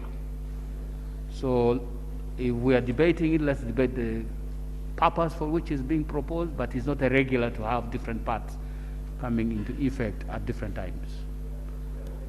Chair, maybe you need to guide us more when we talk of commencement, and yet under 24A, they are talking of the minister making regulations. How will the regulations be made if this particular principle has not commenced? However, I would suggest that under that same 3, the time for implementation should be put, the amendment should carry the time for implementation at that particular section. Close. Budadiri. Budadiri.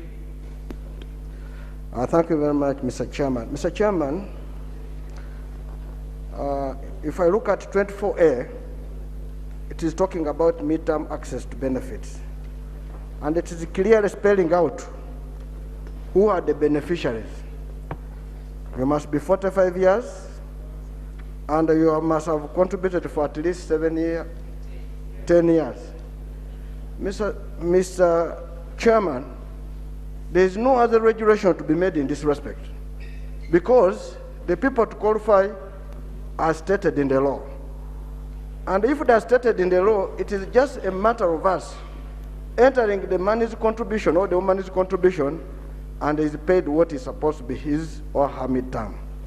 The moment you try to say the minister will do this, in short, you want the minister to go and bring another law, which might be even contrary, first of all, delaying processes. And the worst of it, we're not still in analog, we're now in a digital world. We should really move faster, Mr. Speaker, that this commencement date, we agree, you can defer some sections to start on a different, that one is agreeable. But given the reason why this law came was basically for employees to access midterm, but to have access to their midterm benefits. So, Mr. Chairman, I would suggest that the chair of the committee agrees with us. We said that the date of commencement should be the date this law is gazetted. Dokolo District. Thank you, Chair. Chair, I have my reservation on the commencement within 60 days. If we are to subject commencement to the date of publication, then we should also determine within what time or when should the publication in the Gazette be done. Because the minister can choose to take 30 days to go to the Gazette, and yet we have subjected the commencement to the publication of the Gazette. So we now have to determine the 2 dates.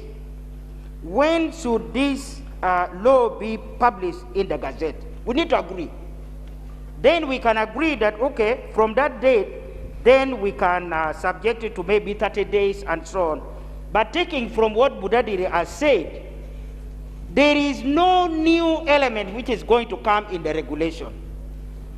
I'm interested in the regulation in the sense that the minister should come up with the regulation and table before Parliament so that we can know the details of who is the beneficiary and how the money is to be accessed. So those details would be beneficial to all of us who are stakeholders. So we will require that the minister will table before Parliament the regulation to guide the process. I beg to submit, Chair. Thank you, honorable members. We are not opening up a debate on this matter. It's clear. We just need to decide. Whichever way, we need to decide. Honorable Minister. Thank you, Honorable Chair and Honorable Members. Honorable Members, this is a new provision to facilitate access to benefit. Some of the provisions that are in the Act, the current Principal Act, is clearly operationalized by a statutory instrument which clearly stipulates how to access, what are the terms and conditions. For example, if you want to access because of medical issue, you go to the accredited government hospital or a private accredited hospital, you get the doctor's confirmation that you are medically unfit, then you come and access on medical grounds. Similarly, on midterm access, we need terms and conditions of accessing. The law alone cannot operationalize you to go and pick a form, to go and fill a form, to go and have the terms, put it to the board has to sit and do all this. So those will come in the regulation. And that's why we are saying, under Section 24, we can, from the workers' representative, we could, I can accept that we say 24A1 and 2, because 3 is where the minister, in consultation with the board, will determine terms and conditions. So what should now be subject to the 60 days can be 24A1 and 2. So I beg that for us to make regulations for workers to be able to know the terms and how to access the money, we agree on the 60 days because we wanted 90 days, but now, yes. Thank you, Honorable Minister. Can you clarify if you envisage a situation where somebody who has met 10-year requirements and also 45 can be denied? Do you foresee a situation where somebody who has served for 10 years consecutively has information? No. I just want the minister to clarify, because it's very important for us to understand whether this provision needs a statutory instrument. So do you foresee a situation where a server who has served for 10 years and is also 45 years may be denied access to midterm access. Honourable Minister. Honourable members, the law is clear in its proposition that you are served for 10 years and you have clocked 45 years. I don't envisage that. However, I want to put up a procedure to say, come with your national ID, come and make application to this office. Then all those procedural issues is administrative, and there's no way you can do it haphazardly. The board and the minister has to put that regulation to help people to access the fund. So that's the regulation, and you need a legal framework for people to access some kind of administrative regulation, how people will access that money. So I think the debate should be, should the regulation come into force in 30 days or 60 days? Really not contesting that a regulation is required. There is a proposal that the regulation should come to Parliament. What do you say about that? We have no problems if Parliament, there are many regulations that come to Parliament. So if it's deemed fit, we will be okay. Are you absolutely sure about that?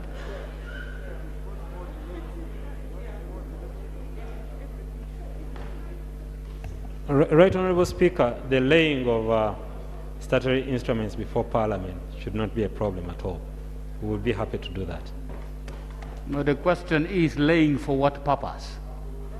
No, laid for information, because the Right Honourable Member said they needed to know what we are doing. Yeah, laid for information. They needed to know what we are doing. The implication is that we must approve it. No, laid for... No. Listen carefully. There are three aspects under which we handle statutory instruments.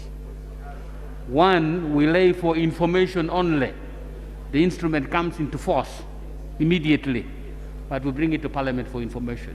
Chair. Second category, you lay statutory instrument subject to what we call an affirmative vote.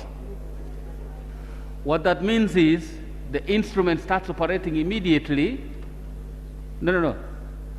The affirmative vote means the instrument does not start operating until Parliament approves it. Third category is the one subject to a negative vote. That one means it starts operating immediately until Parliament says no.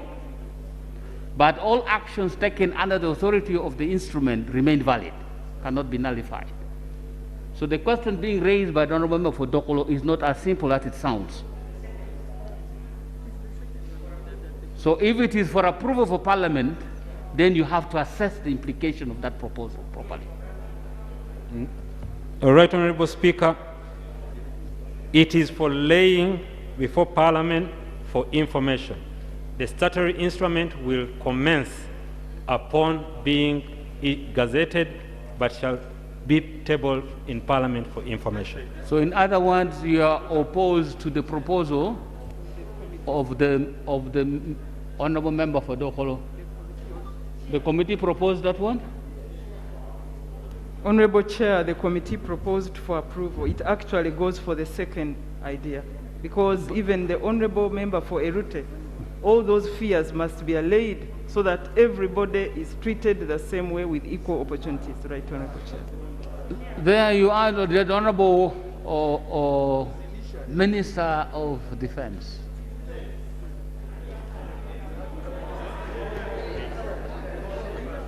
Thank you, Right Honourable Chair.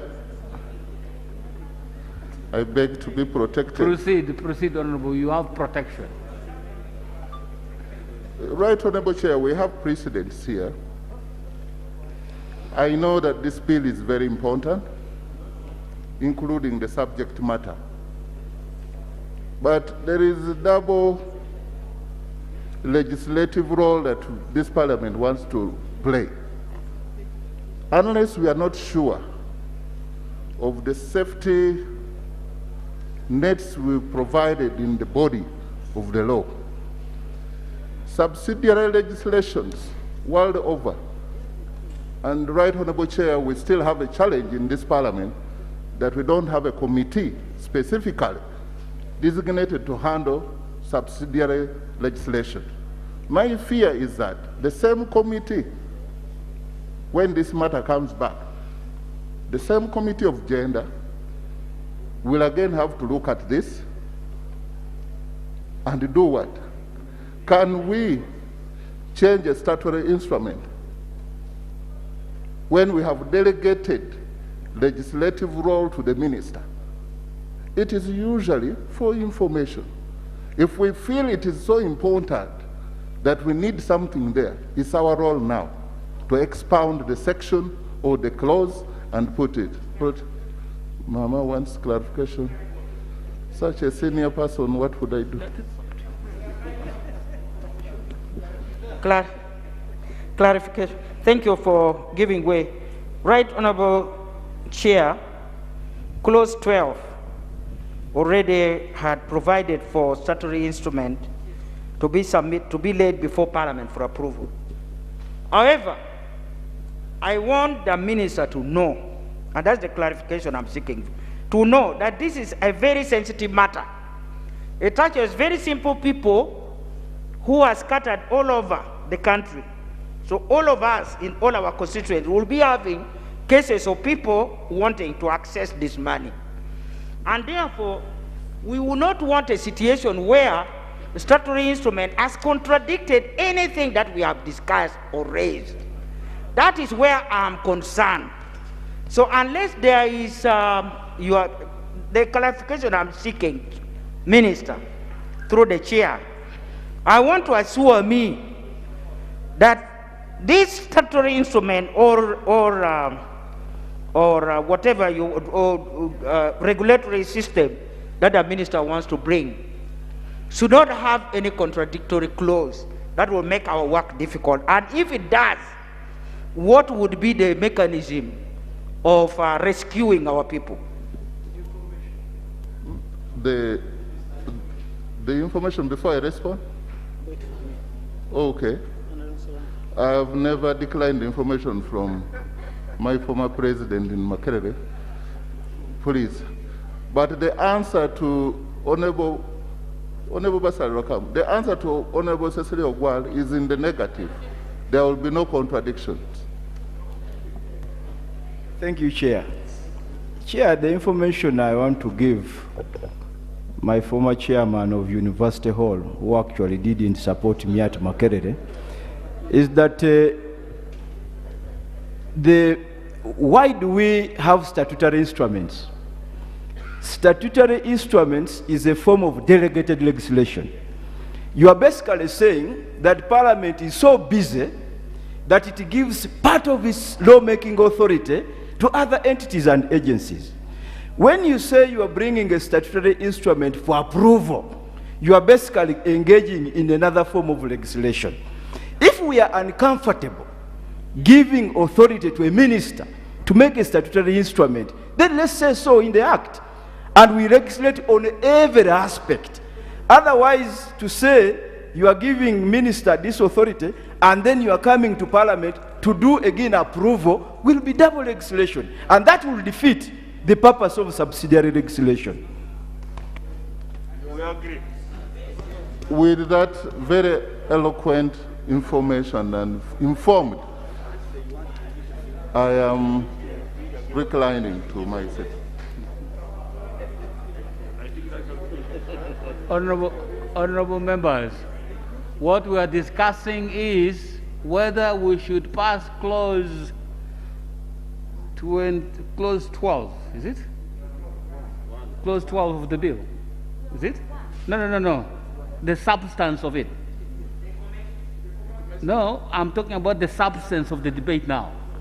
Whether we should pass clause 12, which is about midterm access, the authority of the minister to make instrument, we should have a clawback on it.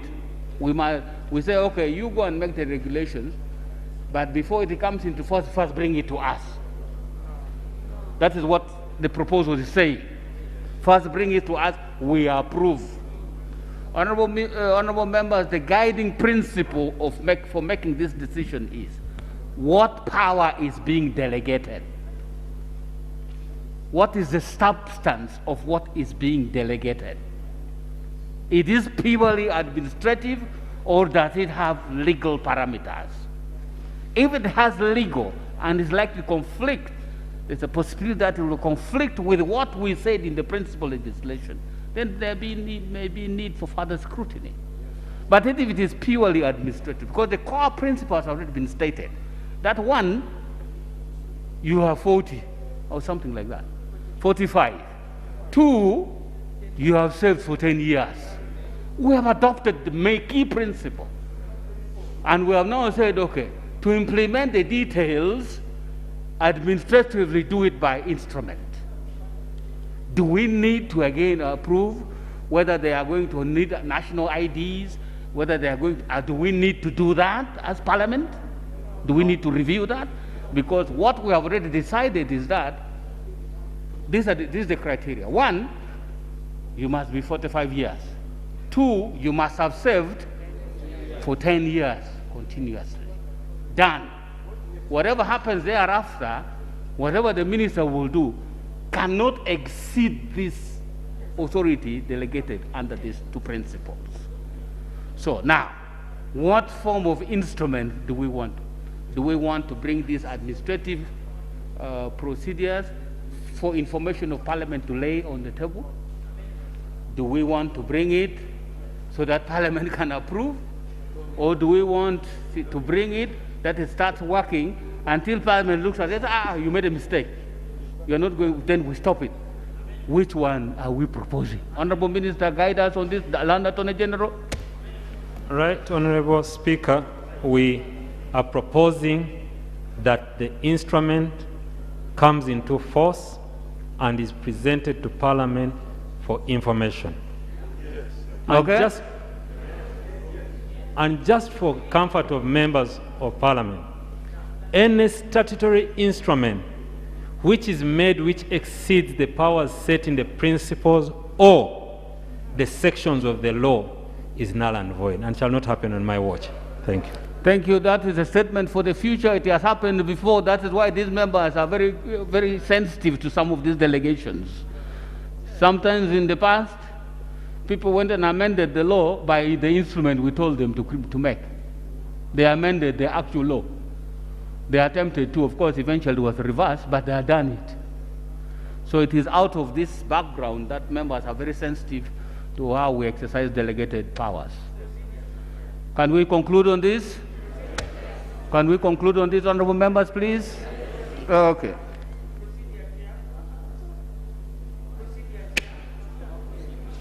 Procedure.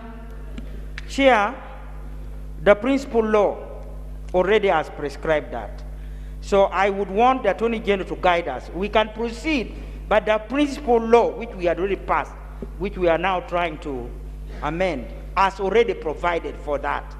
So I would like the Attorney General to guide on that before we proceed. I thank you, sir. Honorable members, there has been no provision in the Principal Act about midterm access. This is a new situation. It could not have been anticipated before. There was no COVID. This is a new situation. We are trying to create regulation for a new situation. Some animal called midterm access is what we are trying to regulate. So we cannot make reference to something that does not exist. So are we clear? Okay, let's proceed. From the chair? From the chair?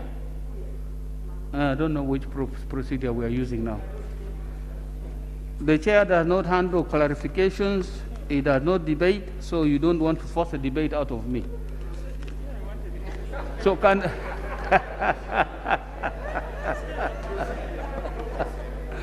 Honorable member, can we move, please? Honorable Basalirwa, yes? I think what... Be on record, please.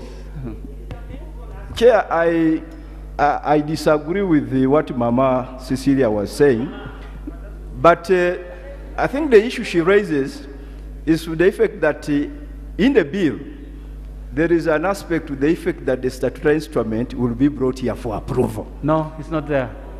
That's the point she was raising. No, it is not there. It is Okay. it's clause 12. Clause 12(3).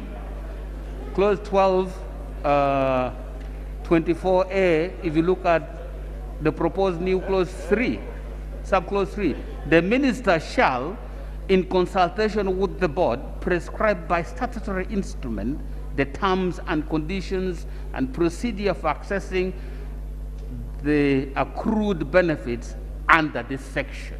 And this section is about midterm access. So there's nothing about parliament in it, please. Thank you very much, Honorable Chair. Can I propose a third idea so that the Attorney General guides again? Honorable Member, please don't complicate things for us. We have moved away from there. Now we are taking a decision. We have agreed that the document will be laid here. We'll receive it. If we look at it and we find that there's a problem, then we cause a problem. Is that what we have agreed? Is that what is the committee? Is that what the committee has proposed? Yes. So if that is what we have proposed, honourable members, in clause 1, the amendment that has caused this long debate was to the effect that part clause 12, is it? It's in section 1 that commencement. The minister shall, in consultation with the board by statutory instrument, commence section 24A within 60 days from the date of publication of this act in the Gazette. So the committee is proposing to amend what is in the bill by inserting a timeline of 60 days, which the minister has agreed to. So, Mr. Chairman, it is supposed to be 24A1 and 2 because 3 is operationalizing the statutory instrument by the minister. If you just put commence section 24A, it is 1, 2, and 3, and yet 3 is where that statutory instrument, the power given to the minister and the board. So it should read, the minister shall, in consultation with the board, by statutory instrument, commence section 24A, 1 and 2 within 60 days from the date of publication of this act in the Gazette. Is that clear, honourable members? That is clear. That is the final proposal in the amendment of clause 1. I put the question to the amendment. Those in favour, say aye. To the contrary, no. The ayes have it. Clause 1 as amended. I now put the question that clause 1 as amended stands part of this bill. Those in favour, say aye. To the contrary, no. The ayes have it. Clause 2. Clause 2, Chair. Clause 2, Right Honourable Chair, is on amendment of Section 1 of the National Social Security Fund Act. Clause 2 is amended to the effect that A, in paragraph C, by inserting a new definition immediately before the proposed paragraph GA as follows. Corruption has the meaning assigned to it in the Anti-Corruption Act number 6 of 2009. B, in paragraph E, by substituting for the proposed paragraph U, the following. U, the minister, to mean the minister responsible for social security. C, by inserting a new paragraph immediately after paragraph E as follows.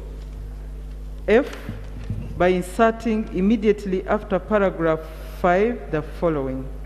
VA, persons with disabilities, has the meaning assigned to it in the Persons with Disabilities Act number 3 of 2020.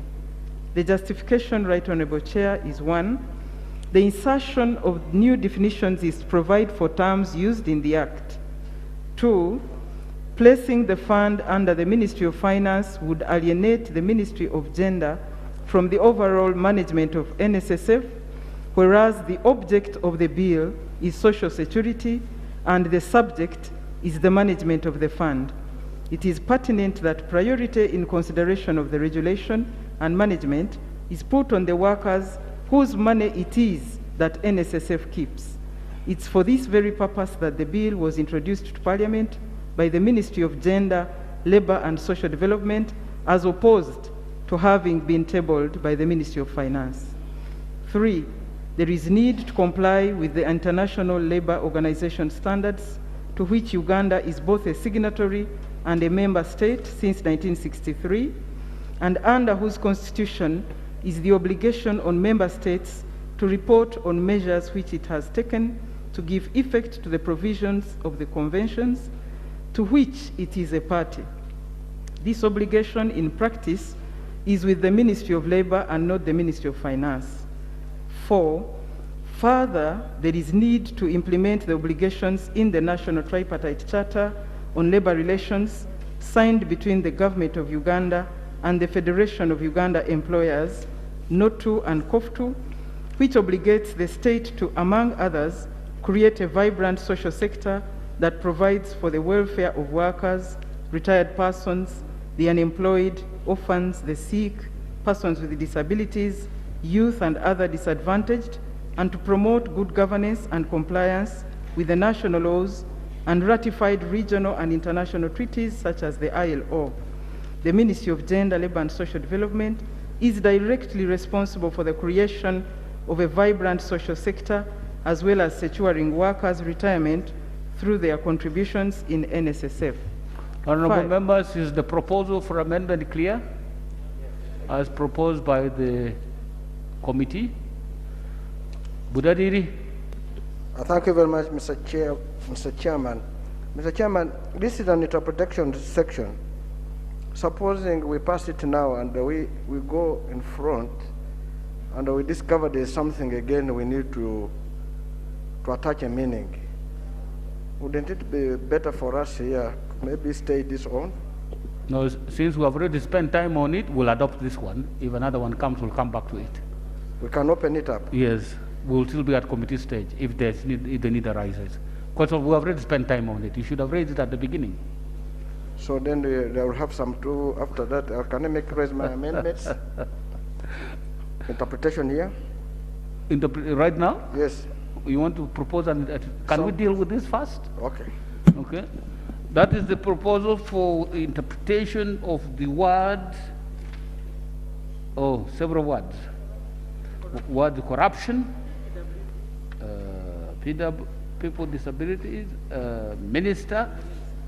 Those are the words that are being, persons with disabilities, those are the words being given interpretations to in this proposal.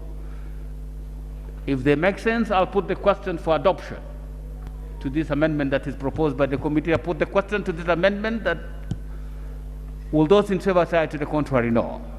There is any further matter on the interpretation? Thank you very much, Mr. Have you shared your amendment with the committee and members and the speaker? No, Mr. Chairman, the reason why I'm raising it is following from what it has, the chair has raised, is talking about the minister responsible for finance, where they're deleting.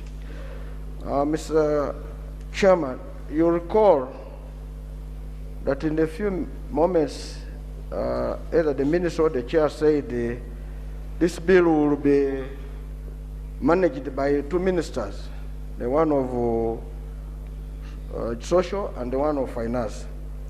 So I think what I'm trying to say, the minister, we should put the interpretation for both ministers here, clear to state what the other one is supposed to do. Maybe a brief background, Mr. Chairman. You recall why Minister of Finance took over this. I recall we are here, and the current Minister of Gender was here. Minister of Finance took over this because they were looking for money. And when they took over, they had no law. We contested. Now they're trying to bring the law. But also you recall, the minister then, of general duty was Honorable Rukutana. He was the one who fought and took it to finance. As soon as they transferred him to Ministry of Gender, he came here, he wanted to take it quickly.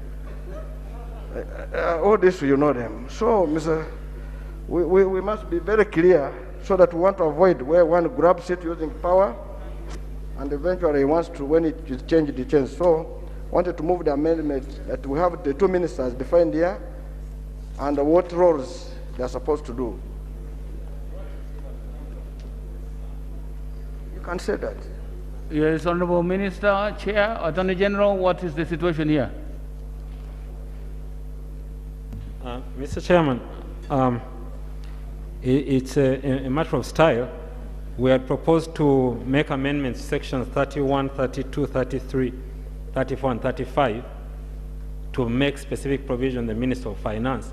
But to accommodate this situation, we could actually just add a proviso to this provision saying except to read minister means minister responsible for social security, except the minister referred to in sections 30, 31, 32, 33, 35, and 36, which shall be the minister responsible for finance. Is that clear? Yeah. Yes. Thank you, Mr. Chairman. I agree with the Attorney General. That's why the problem will come if we change those sections ahead. I don't know if we put them here now. Can we put that the section which we were referring to, supposing they change, they will be accommodated here, because this is an interpretation section. Mr. Chairman, maybe we could try and let that lie for now, because this is what we have now. And when we come to amend the changes at that time, we will make the specific reference to those sections. Because the Minister of Finance, in this case, is only going to be dealing with those sections that I've enumerated. Everything else is going to be handled by the Minister responsible for Social Security. Thank you. Yes, Honorable.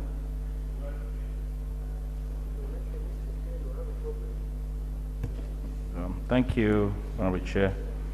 I heard the chairperson of the committee, and I thought we were moving well, until the Honorable Nandala Mafabi, for some reason, introduced a subject alien to what I was listening to. And I need to understand the source of that. I do not see it anywhere in the report. If, say, a new development in the bill, let's clearly understand. The Land Attorney General is suggesting the proviso. For the record, can we understand the essence of his introduction via the proviso?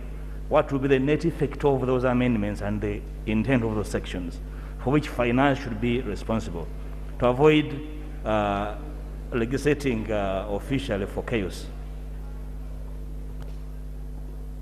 Attorney General. Thank you very much, Right Honorable Speaker.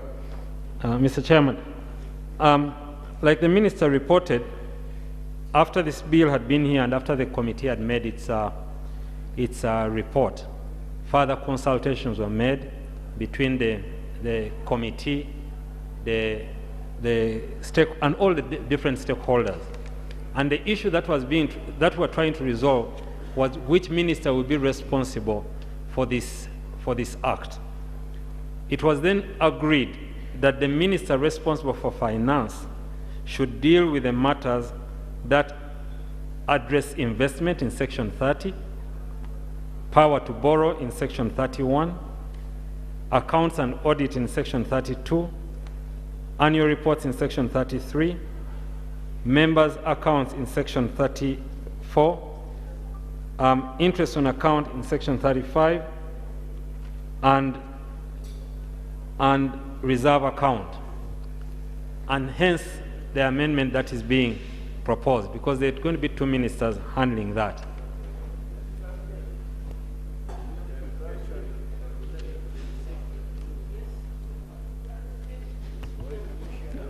Thank you, Chair.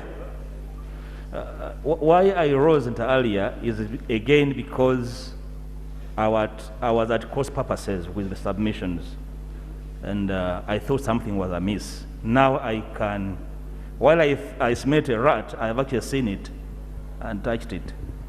First of all, the Land Attorney General has been very decent and said that after a report had been brought to Parliament and submitted on the floor, there were further consultations that are not part of the report to Parliament, and they are now being visited on Parliament as agreed upon. are we able, through you, Chair, to understand the essence from the chairperson of the committee, the scope and nature of this consultation, so that we can lessen the debate? Because these are whole new introductions. I have not read them. They were a priori consultations and then post-report consultations. This is the new development, Chair. I seek your indulgence.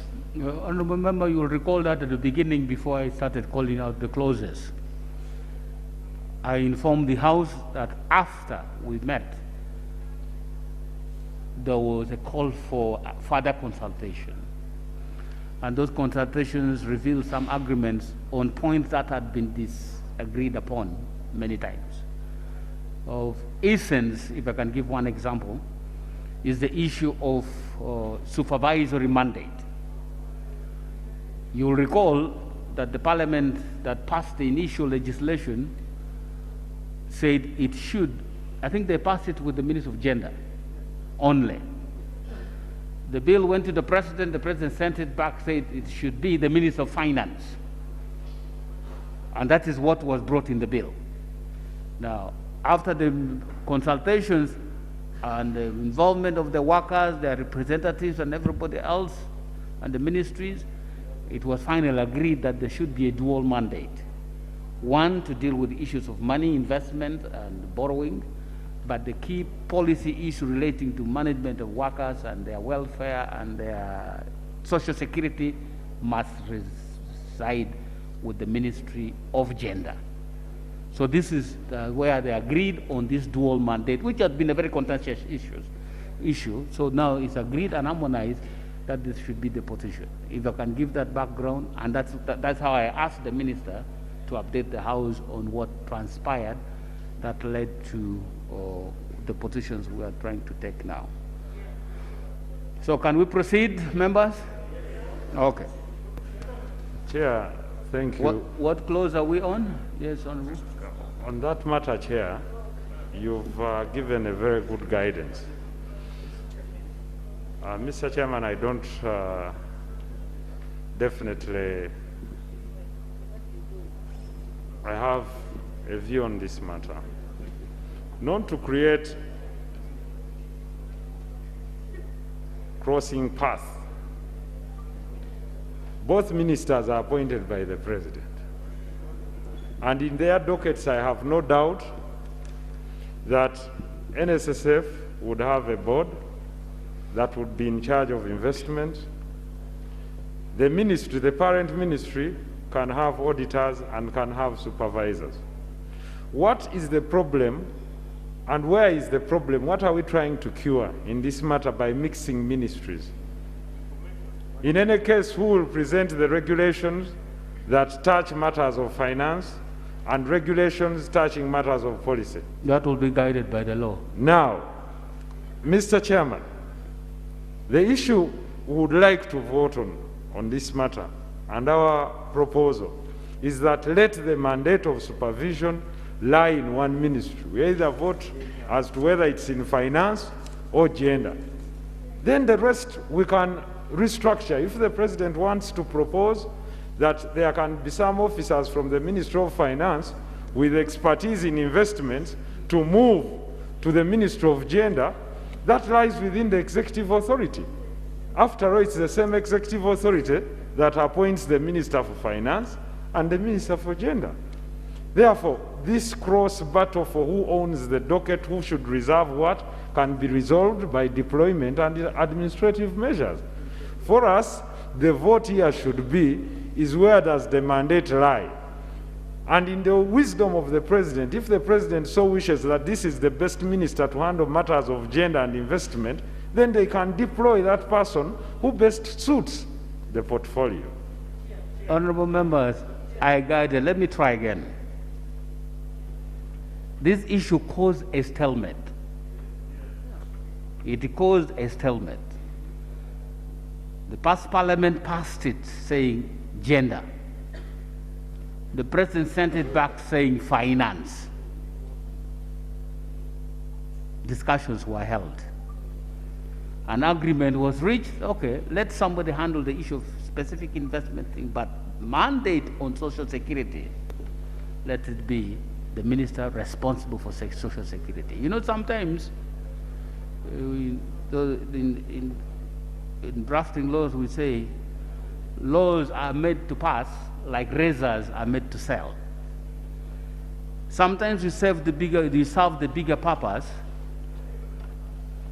by making compromises of this nature. Because what is the essence of this bill?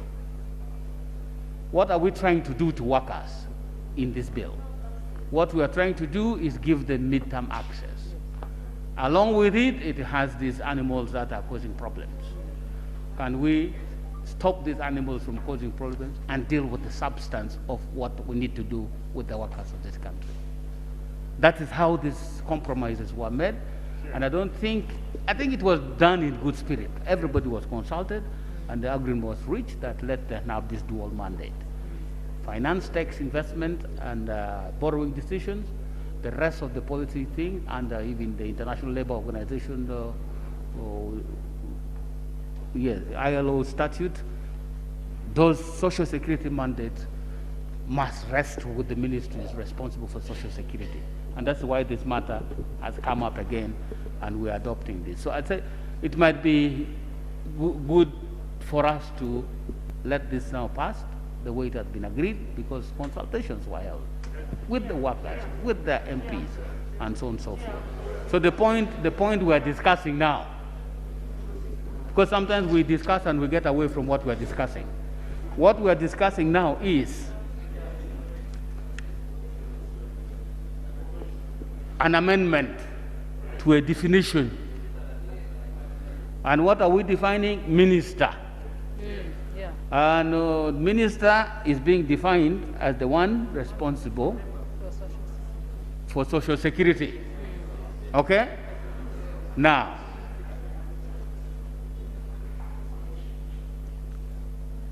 under the clauses mentioned by the Land Attorney General, the mandate for those particular sections have been given to the Minister of Finance. So the discussion is, Honorable Mafabi raised it, he says, okay, since you are defining the minister responsible for social security, you may also now need to define who the minister, the other minister is.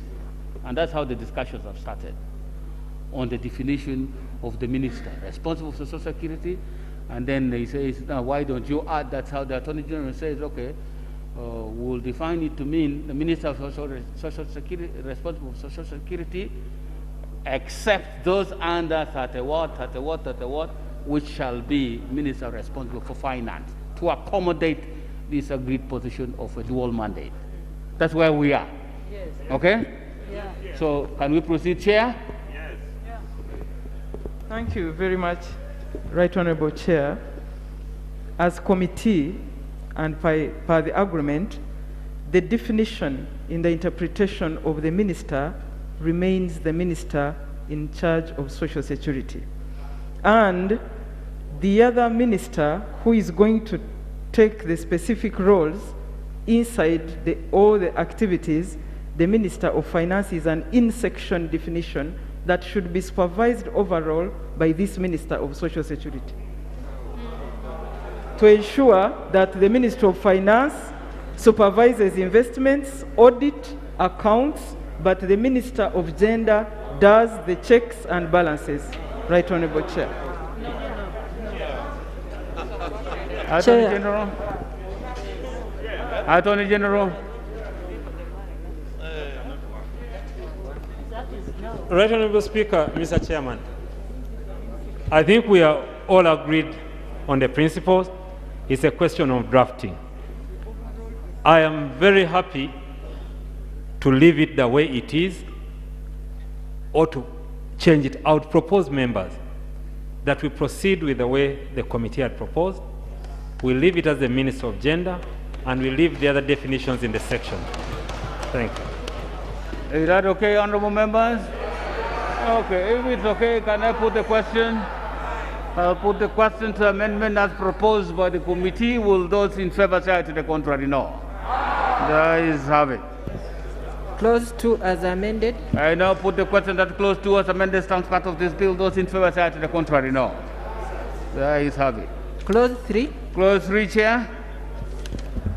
Clause 3, Right Honorable Chair, is on the amendment of Section 3 of the Principal Act.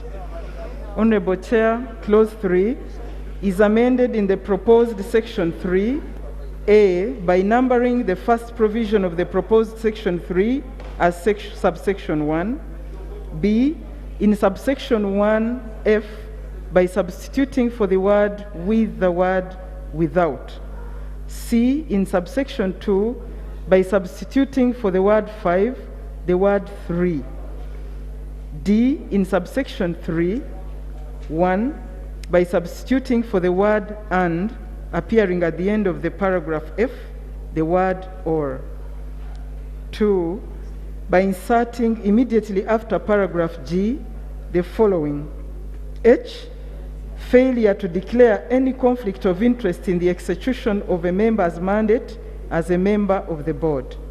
E, by substituting for subsection 6B the following: B, there is consideration of persons with disabilities, balance of gender, skills, and experience among the members of the board.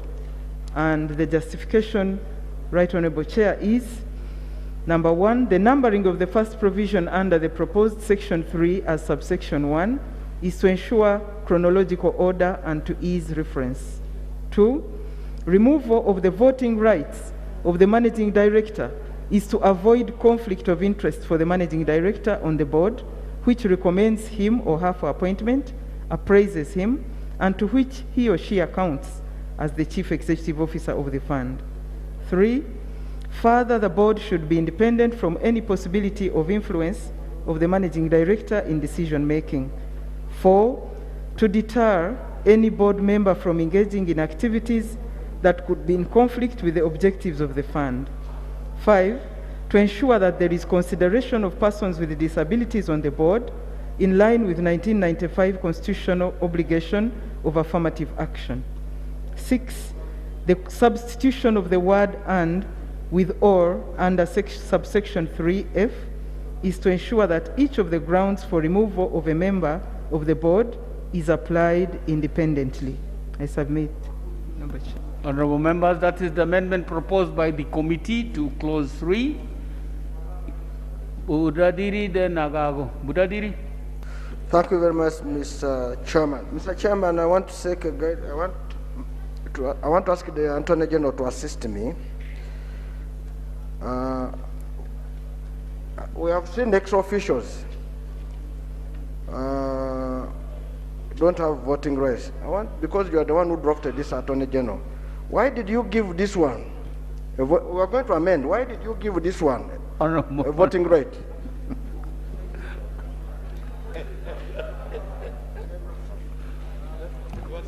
Mr. Chairman, at the time, there was a thought that could help. Now there is a thought that it doesn't. Yes. They have become wiser. So is that clear, honorable members? I put the question to this. Agago. Thank you, Mr. Chairperson.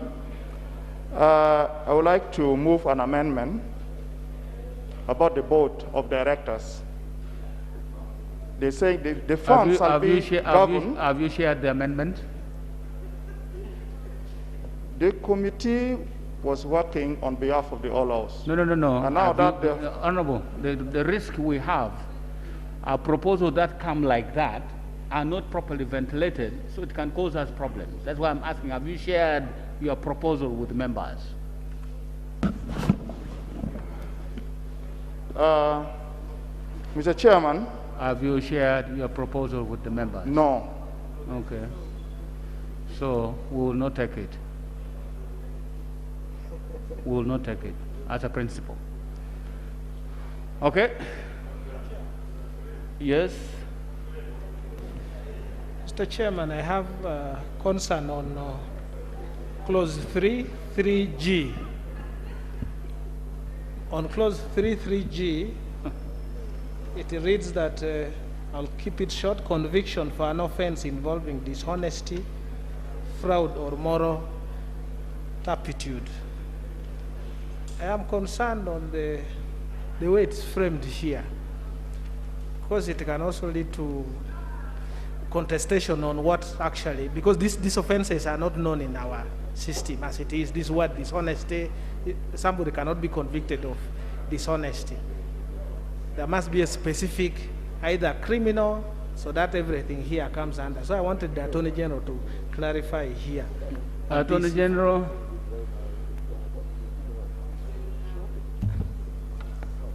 I'm very happy that the honorable member does not know the definition of these words. But these words have been defined. So you have not been afoul of the law. But they've been defined in decided cases. We have enough jurisprudence on what amounts to moral turpitude, what happens dishonesty, what is fraud. They're not easy to define. They're circumstantial in many instances. But we have decided cases on this. And if you do not know about them, then that's a very good thing. Please don't get to know about the definition. No, Mr. Chairman, I'm saying it in a nice way. That if he doesn't know it, it's a good thing. It's a good thing. We don't want you to start teasing your brains here. We want to pass a law. Chair, I am very respectful of the Land Attorney General, but I think the point I'm raising here is much serious. You see, once you leave, we are importing the interpretation of court, and you know that courts can actually interpret differently.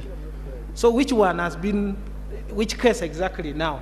You tell us so that we know. Interpreted this dishonesty and fraud, and it is now universal. Can you tell us here? I think the bigger point is this. This phrase or phrases, I don't know how many they are, have been used almost in all legislation, including in the constitution of this country. So it's a very familiar term, and I'm sure those who crafted it in the constitution, and we have passed them so many times in this parliament, those same words, when we are trying to define people who can be disqualified on the grounds of those things. So it's not a strange animal we're introducing. Can we proceed? Can we proceed? Okay. Yes, Dokolo. Chair, before we proceed, I would like the Attorney General also to clarify to me, because this is a contributory and also voluntary fund. And I was of the view that we should take the interests of the contributors to account when it comes to constituting the board. Already on the board, we have permanent secretaries representing the relevant ministries that are going to supervise the fund. So I would have felt that the board should have been appointed, the members of the board should have been appointed by the stakeholders at the AGM. That is what I would have expected. Because now, if we allow the minister to appoint, we will not want a situation where they would say that the interests of the beneficiaries are not taken care of squarely. I'm just imploring the Attorney General to allay my fears. That's one. Two, you are talking of declaring any element of conflict of interest. Already, if you are a minister, if you are a permanent secretary representing a ministry, definitely you have an interest. So how can you now, if I'm going to explain how my ministry or my sector, if I'm a permanent secretary, to be involved in the fund, you may now interpret that as being conflict of interest, when I'm actually stating the role that the ministry has to play in that particular issue which is being debated. So, Attorney General, please allay my fears. In terms of corporate governance, we have to be very careful on how we are going to constitute the board.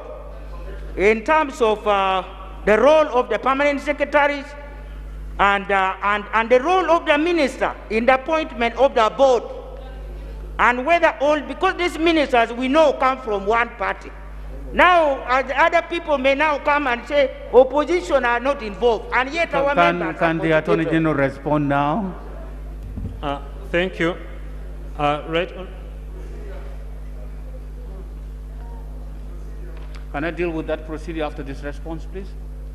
Thank you, Mr. Chairman. The board is representative. All the stakeholders have been represented. You have 4 people representing the employees. You have people representing the employers. But the government and parliament, and that's why we are discussing this here, government and parliament are a major stakeholder in this NSSF, whether we contribute there or not. We are the guarantors. Government is the guarantor of this fund. That is why we are here.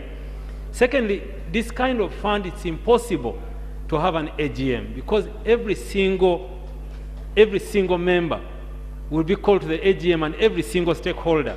So I think, Right Honorable Speaker, Chairman, this is very representative.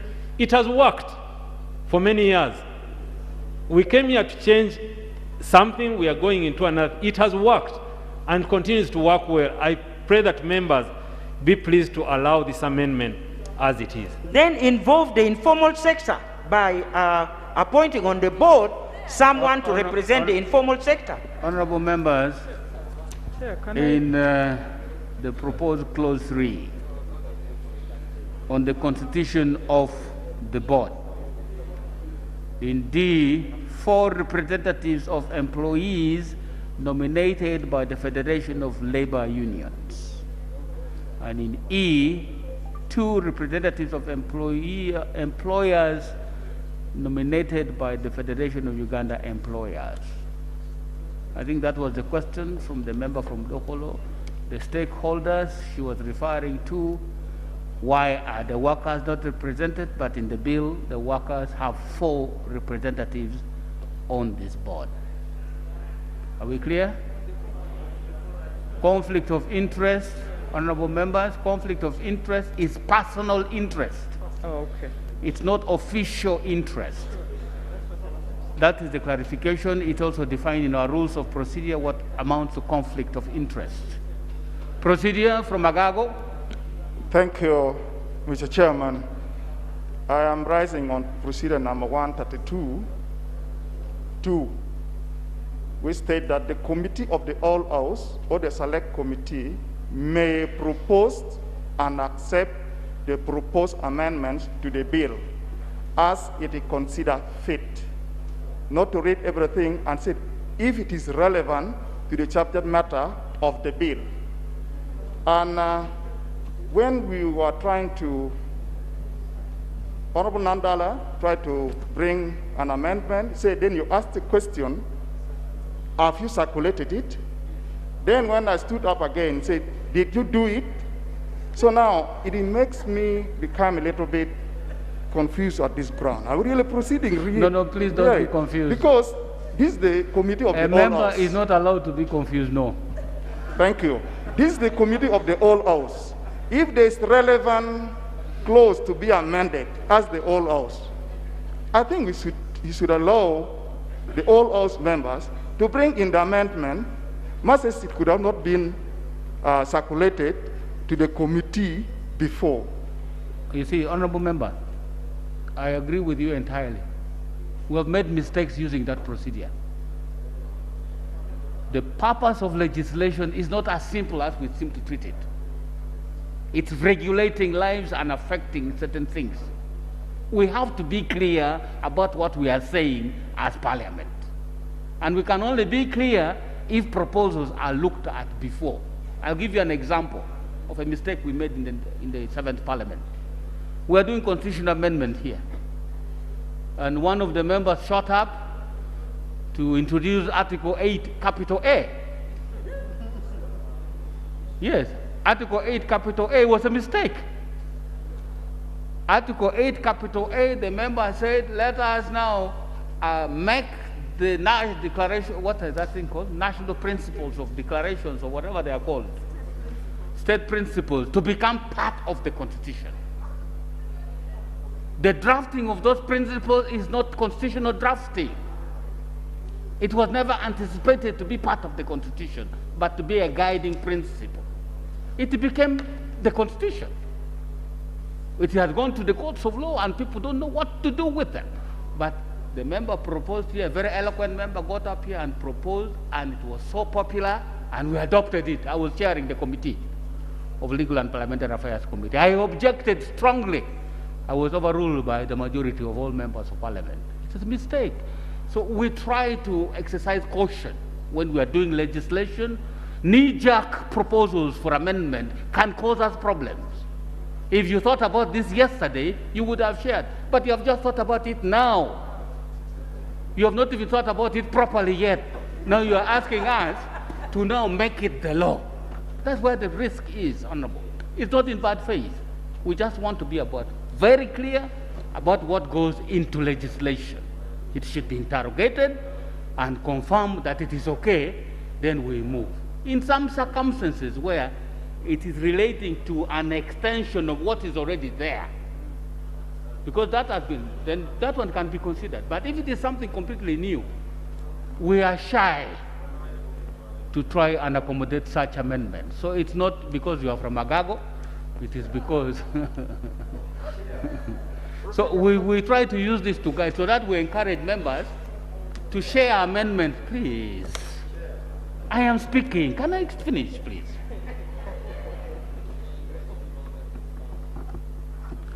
So it is better if these proposals are shared in advance. Then we look at them, we share, I also look at them, the ministers look at them, you look at them more properly. The legal team, our legal team looks at it, its implication on the bill, and then we are comfortable. That is the purpose. It's not that you're not making a good proposal, no. Mr. Chairman, the convenience you are trying to create in this matter sound good. Would you like to propose would you like to propose your amendment now, sir? Oh yes, thank you. Procedure, Mr. Chair. Procedure. Procedure. Thank you very much, Mr. Chairman. The procedures I'm raising, my name was mentioned. And my name is my name. Mr. Chairman, when you started at committee stage, you asked the minister to talk and the chair what were the agreed positions. And in that, what they talked about, we had not considered it initially, and that's where I stood up, because I'm always attentive. Yeah? I'm always attentive. So, Mr. Chairman, is the honorable member from Magago in order to use me as a reference? I thought you rose on procedure.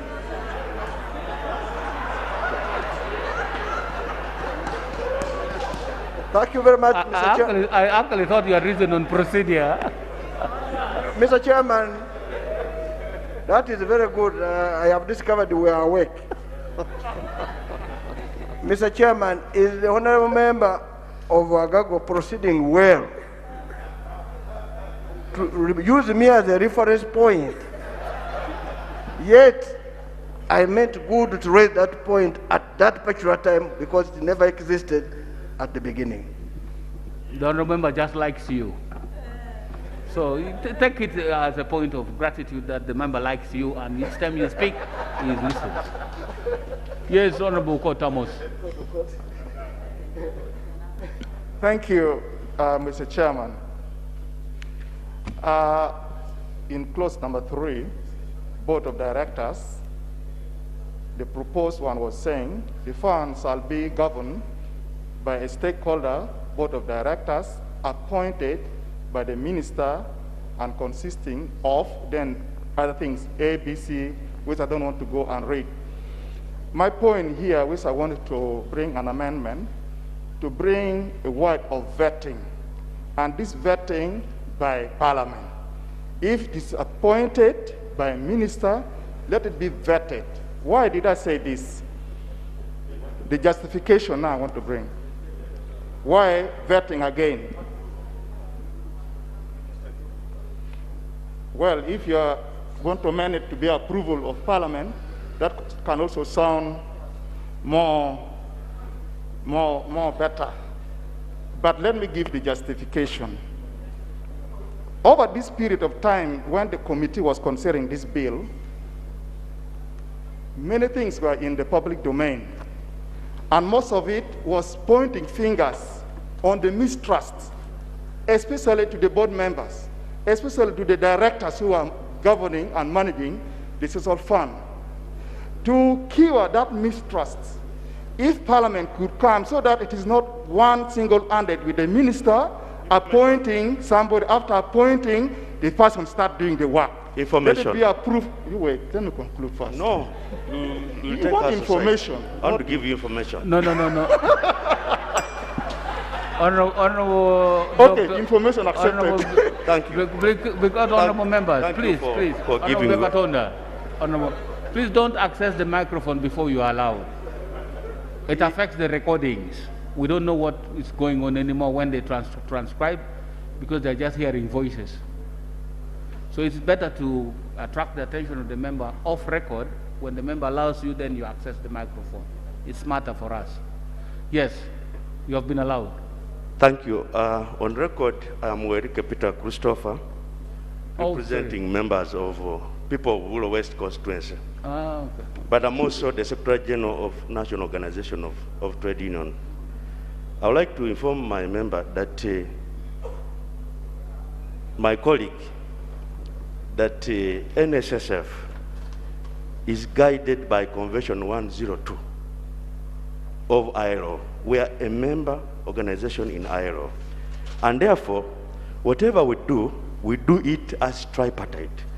Government, employer, and a worker. That is how the scheme comes.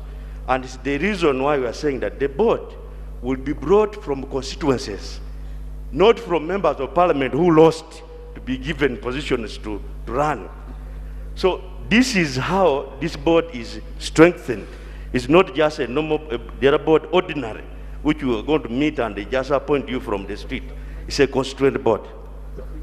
I appreciate your information, but I think you'll not cure the mistrust which is on the public domain. What we are after, supplementary information. Just 1 minute. Yeah, thanks very much, my dear colleague. No, it is very important to give my colleague the information. You know, I could see where you are going, and it is a good idea for the appointment committee of Parliament to approve. But board members of NSSF are not apolitical. We only have the appointment committee of Parliament deals with political positions. I thank you. Mr. Chairman, when we were amending about the commencement of the bill, in the discussions you asked if the guiding principle the minister is going to write, will it be administratively or it need approval of the House? Then we have accepted that it's going to be brought to the House, to Parliament. Now, if we are saying a member has been appointed to be in the board, and what is wrong if we bring that member so that Parliament should approve it? Parliament should approve it. What is wrong by that? This is Uganda. What we are doing is to cure issues which are in Uganda, not to export something from outside. No, honorable members, please. Yes, I want to... Please, honorable members, the records of this House are clear. There was no such decision. The decision that was made was that the instrument would be brought to Parliament for information, not for approval. So please, when we are quoting the records, let's stick to what the records say. It's helpful. It's helpful. Honorable members, the proposal. No, I don't remember that. I cannot give you information because I'm not debating. The Honorable Amos of court is the one holding the floor. Please. Okay. I want to thank the Member of Parliament for Gago. My brother, You have been in Parliament for quite some time. You only missed recently, like some of us. But I want to tell you, we need to reflect on the history of the Social Security Fund of Uganda and how it has gone through management challenges. If we create a board with the same executive power, and you have ministers with executive power, you have the ED, you are going to create a serious conflict. I want you to reflect from the time of Onego Bell, the fund almost went under. My brother from Tororo, we now thank God. The Minister Bakoko Bakoro, we thank God that we got Dr. Biargaba and Ayota and the current team that has pushed this fund for quite some time without conflict, because the Minister of Finance is a firm share and workers. Yes. We are past giving power to Minister of Gender. Me, I was totally against, but he has gone. Share, let me tell you, people have proposed that should have reflected the history of this fund and the challenges he has gone. If we propose that again, we shall kill this fund. I have attended several international meetings. It is even against ILO convention. You create power centers, 3 of them, who will take decision on financial matters. Thank you. Thank you. Just done. Chair, the information Honorable have just given cannot even still cure what it is on. The point here is Parliament will not have a power center just to approval of whoever will be appointed by the minister. Supposing the minister has appointed you, you are the brother to her. Supposing she is you want to do that work. And then who is going to approve that? Yeah, let me just clarify this one, Honorable Minister. You see, if you have a board that is vetted, those who have, the minister cannot even suspend that board because it requires the same committee of Parliament that vetted the board to disapprove that board. It creates serious administrative challenge. Honorable Chair and members, already we have a cabinet guidance that all boards that are not constitutional boards, because boards that are constitutional have some of them, or if not all of them, have a constitutional provision that Parliament vets those boards. Now, outside those, all boards are appointed by the minister and approved by cabinet. So it will be difficult to depart now in this particular circumstance. Let us leave it with the fact that when the Constituents College brings and appoints their members, the minister congregates, appoints the chair, takes it to cabinet, cabinet approves, and if they find that any of the constituent member does not qualify, it is deferred. They are requested to bring new members until cabinet is satisfied. So we can't again bring on board Parliament when cabinet is already approving those. I thank you. Mr. Chairman, I think now we are coming to where I wanted to go. The point here is somebody to be there to approve the person who has been nominated or appointed by the minister. If it is going to be before the cabinet, at least we have to include it in our laws as well, so that appointed by the minister but approved by the cabinet. Honorable members, honorable members, are we clear on the proposals? The proposal and the debate that has ensued from it, the amendment that has been proposed by the Honorable Member for Agago, the Honorable John Amos Court, that the board, the constituent board of NSSF, must be appointed with the approval of Parliament. Now that is his proposal, which is proposing to be amended. I'll put the question to that the amendment proposed by the Honorable John Amos Okoth be adopted. Will those in favor say to the contrary? No. The noes have it. And I now put the question to the clause 3. Have we adopted clause 3, the proposal of the amendment? Can I now put, just for clarity, I'll put the question to the amendment as proposed by the committee on clause 3. I put the question, those in favor say to the contrary, no. The ayes have it. Clause 3 as amended. I now put the question that clause 3 as amended stands part of this bill. Those in favor say to the contrary, no. The ayes have it. Clause 4. Clause 4, honorable members, I am faced with the situation of guests, our respected players, gallant players, the she cranes, they are here. There's a motion in their favor, but I also have this bill. I was proposing that I'm sure the she cranes might also be interested in following what is going on in this debate.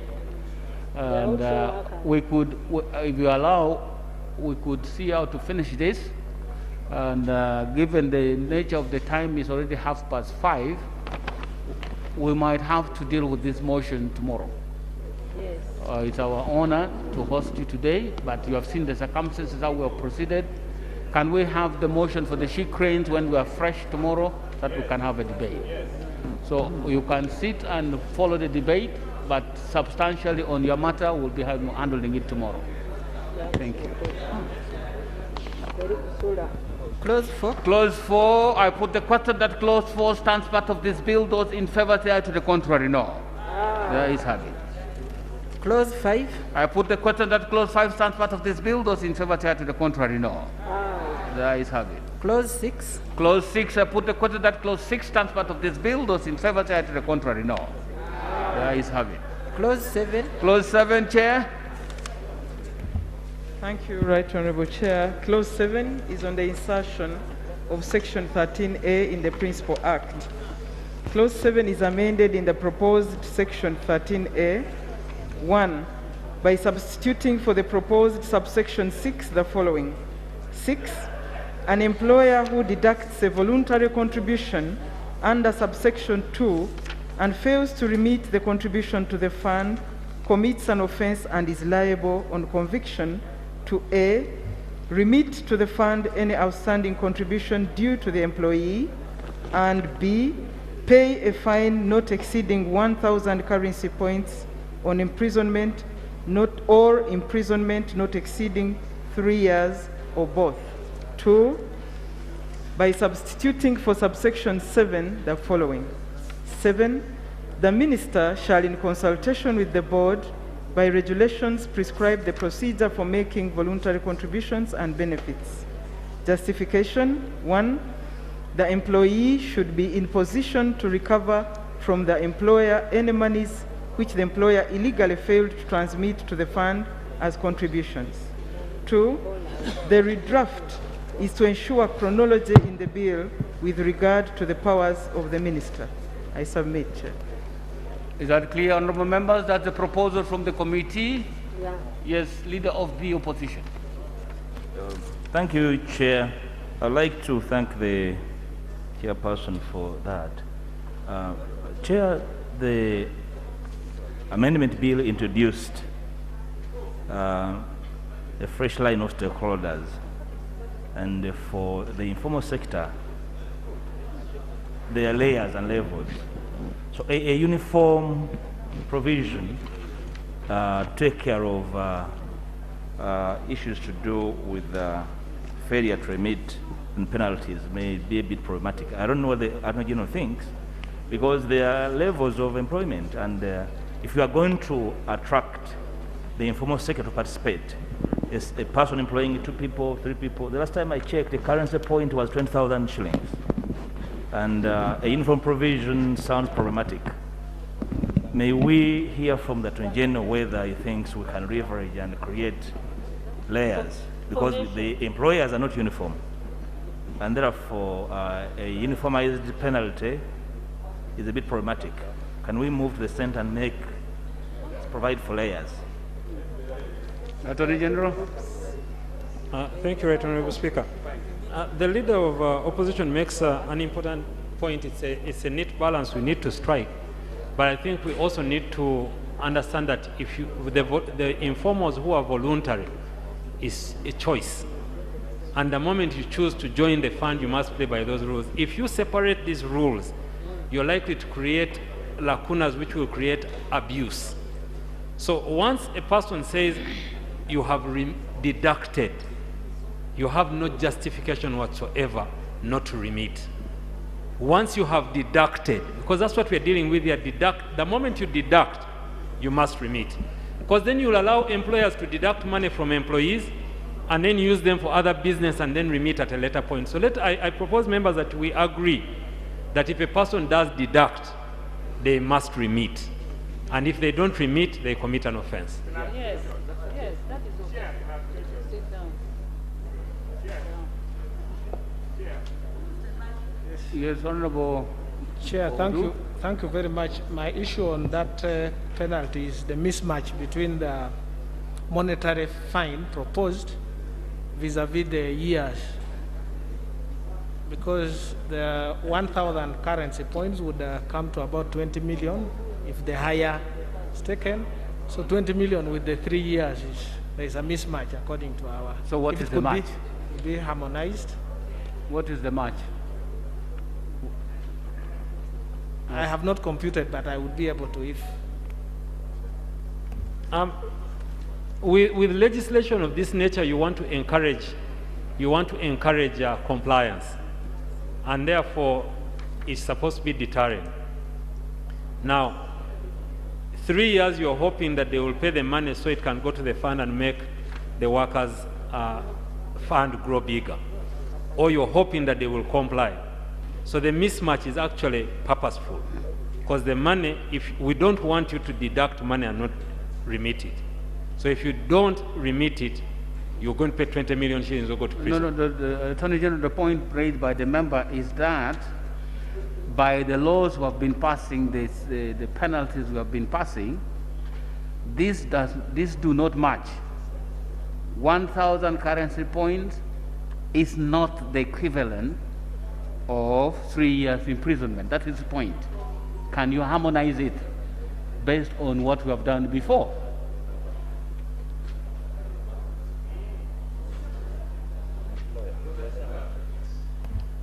We are in agreement, both ourselves and the committee. Pay a fine, there is no mismatch. That is what it is. Not exceeding. That's the maximum penalty. There is no mismatch. Lana Attorney General, what I'm saying is we have in the past here equated 1 currency point, I think, to either 2 months of imprisonment. So whenever we are passing a monetary sentence, we harmonize it to match the time. That's what I'm raising here. It's not about the quantum, but to make it commensurate in terms of monetary. So that's what I'm referring to, and I can consult, then get the actual equivalent and come back. But if you agree to the principle, then it can pass on. Right Honorable, we take the guidance. We take the guidance, and the committee and ourselves were mindful of that. But this particular legislation, it also has its specialty in it. It is more of a deterrent. That's not the issue. The mismatch, Right Honorable. The issue is 1,000 currency point equivalent to 3 years imprisonment. Well, I can confirm that. I don't have any specific legislation on that. He is given guidance that what is the, can you give us information on this, the member for Bujiri, if you have? Right Honorable Speaker, can I consult? We can keep that and then I can come back on it. Please do while the Honorable Member for Bujiri is giving us information. I think, Right Honorable Speaker, this Parliament has passed a law that seeks to create convergence between fines and prison sentences.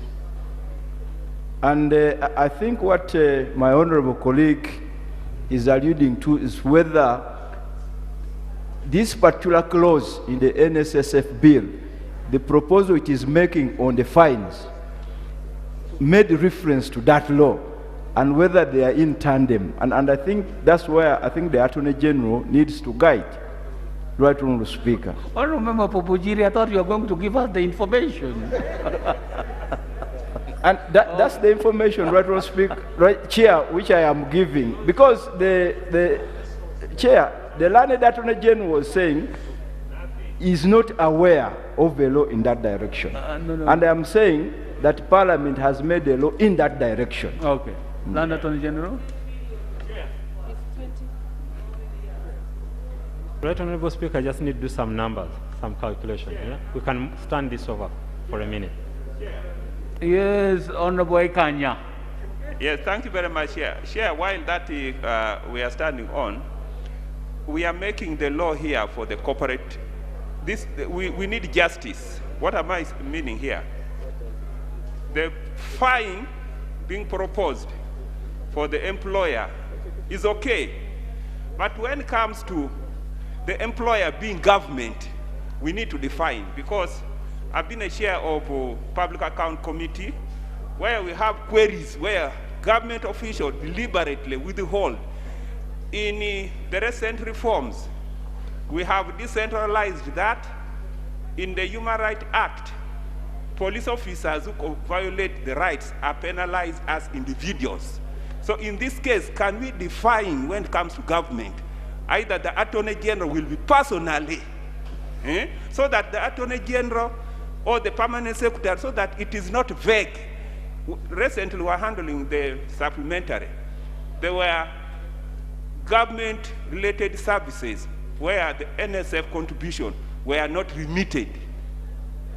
So I'm seeking the Attorney General to come clear. Let us not just make law for the private sector, and then government commits crime, and then to go that government or the Attorney General. We want to have specific individual to be penalized. The law they are proposing says the employer. That employer may be government, may be anybody, may be anybody. So I think it's an all-inclusive. Anybody who must remit, who deducts, must remit. So if it is government that has deducted, it should remit. If it doesn't remit, now he's saying the Honorable Nandal Mafabi, if he's the Attorney General, should be held personally liable. Yes, Honorable Mafabi. Thank you very much, Mr. Chairman. Mr. Chairman, I think it's a bit interesting. The employer will be government. A company will be the employer. Of course, there are those who are individual, like me and you having somebody who cleans our compound, that one direct. So, can you get a company and take it to prison?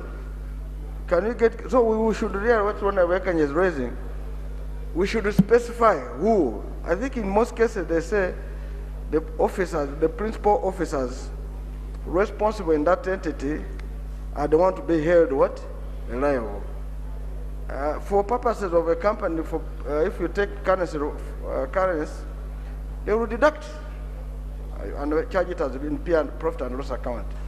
But if it comes to prison, who goes? I think that's what we should deal with, Mr. Chairman. Lord Attorney General.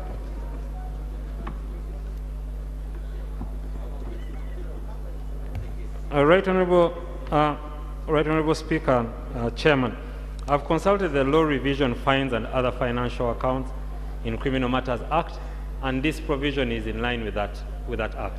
Okay. This act was relating to the past provisions, and this is perfectly fine. It's in line. So there is no contradiction.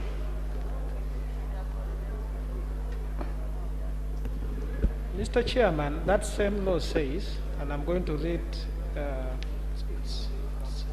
it's on subsection 3.2, subject to, let me start from the first. In any written law to which this act applies and enforced immediately before the commencement of this act, where a fine prescribed in relation to a term of imprisonment the ratio of the fine to imprisonment shall be 2 currency points to each month of imprisonment. So what it means in this circumstance is that 1,000 currency points means you serve 500 month imprisonment, which comes to 41 years. And that's what you should harmonize, if that is the intention, because it has to match. That's what I want. Thank you very much for the guidance. I think this act is relating to laws that came into that were in force at the time this act was passed. It says in any written law to which this act applies and in force immediately before the coming to force of this act. This act is not yet in force, so it's not applicable to this. So what rules govern the act that is going to come into force? We don't have, Right Honorable Speaker, fines and penalties are determined by the legislature depending on the circumstances that exist at the time. But the same legislature, I think it's a simple point. The same legislature has given a correlation for a currency point, there's an equivalent jail sentence. That's the point being made here. For each currency point, there's an equivalent jail term. Now that is what they're saying. The guidance is giving is that for every whatever currency point is equivalent to a month's imprisonment. Now, to calculate, because that's the guidance given by the law now, to calculate now, you have 1,000 currency points. What would that mean in terms of in relation to jail term using this formula?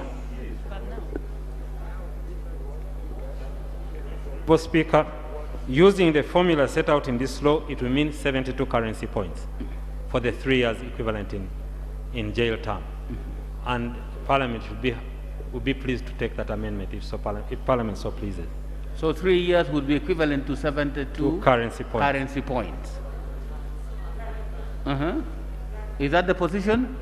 Yeah, it's okay. Because you are saying 1,000 currency points was way beyond 3 years. So now the harmonization is 72 currency points, which is the equivalent of 3 years imprisonment. Is that okay, members? Can we now move there? Can we now move there?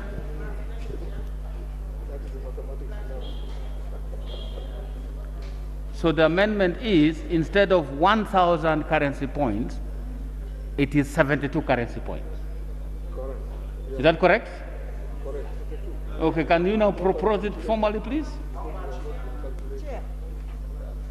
You calculate, honorable members. 72 currency points, multiply by 20,000, get the answer. Chair, that is very little money. To charge that's about 1,440,000. I think what we should be doing is to convert the 1,000 currency points into the years. It becomes how many years? Because if the Attorney General said it must be deterrent, but here you are giving 72 currency points. Honorable member, it comes to 41 years imprisonment.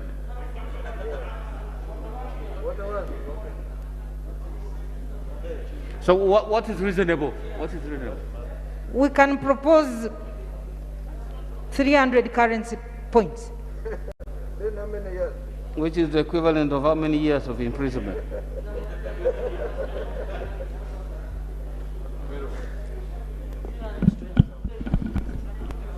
Are we clear?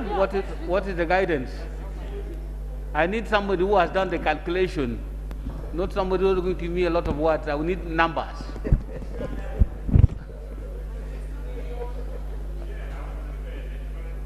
$6 million. I want numbers, not words. Honorable Kanya. Yes, Honorable Kanya. I want numbers, not words. I beg you allow me to say some words. Chair, the other proposal that URA is using is to have a garnish on the account. It makes things easy. Because you see, if you say... Now you're introducing something completely complicated. Yes, Bujiri. Bujiri. You prefer to call Bugiri? Okay, Bugiri. Chair, I must confess my figures are not very good. Then you can as well go back. But on this specific aspect, there is a mischief that I think the bill is overlooking. If I am an employer and I default, and I'm an ordinary person with a maid, I am being subjected to the same consequence with the big employer, let's say MTN, which could default. When you use the system of currency point and imprisonment, you are going to disadvantage these small employers and create an advantage to the big employers. In fact, the big employers will find no problem. Honorable member, they are not fixing the term. They are giving an upper limit. In other words, whoever was going to be taking that decision will base it on the facts of the case. So it's not exceeding that number of currency points. So it's not the same for each case. And Chair, I had a proposal that perhaps we could think about percentages. The over and above what you are supposed to remit, you put a percentage on the money that you have defaulted on over and above what you are supposed to remit.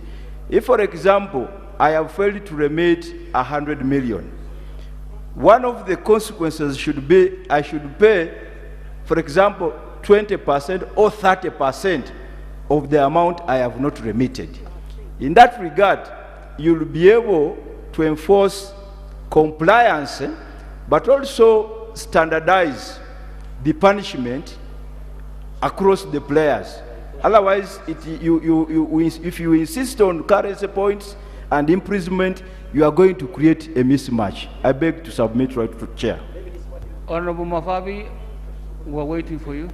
Mr. Chairman, I think the penalty we are looking for is for the honorable minister and the honorable member of Parliament of Tororo said 300. That means that one she will need 12 years. So that's okay. But what we want to put across, which I wanted to maybe assist the Attorney General, if you want to penalize, supposing somebody was supposed to remit 100,000 and he has taken 6 months without paying, it means he has used the money by borrowing. He borrowed the money for 6 months. So what would be most important is to put interest. Maybe here we can say he will be penalized, one, the interest at commercial rate, then secondly, penalty for default will be 300 currency points or 12 years if we take the one of Tororo. The justification for this is to avoid somebody keeping money for 5 years, then he remits the exact money without paying even interest, because the employee would have lost his earning on his savings. Honorable members, we have spent quite some time on this issue of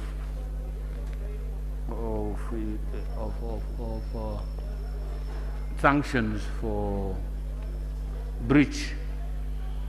I was just thinking, would you need a corporation has not remitted a lot of money? Would you need to send them to jail, or would you want them to pay? In terms of these contributions that people withdraw, withhold, would you want to put a jail term, or do you want a real fine that makes money back to the fund? Do you want people to go to jail? If they go to jail, what happens to the fund? Or should we just focus on fine? They should be fined so they remit the thing. Anyway, we need to interrogate this further so that we have a proper position, since there are too many proposals coming up, and we may not come to a meaningful conclusion if we force down this matter. So I'm asking that we stand over this It's closed particularly, specifically on this issue of sanctions on people who default. So that when we come back tomorrow, we have a clear guide on what decision we take on this matter. Honorable members, that was clause 7. So we stand over clause 7.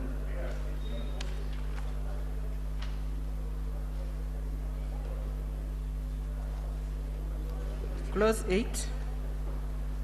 If there are further amendments to clause 8, honorable members, I'm proposing that we pause it here and we proceed tomorrow. Thank you, Right Honorable Chair. Amendment of Section 14. I propose that we pause it here and we proceed with the rest of it tomorrow. Motion for the House to resume. Honorable Minister.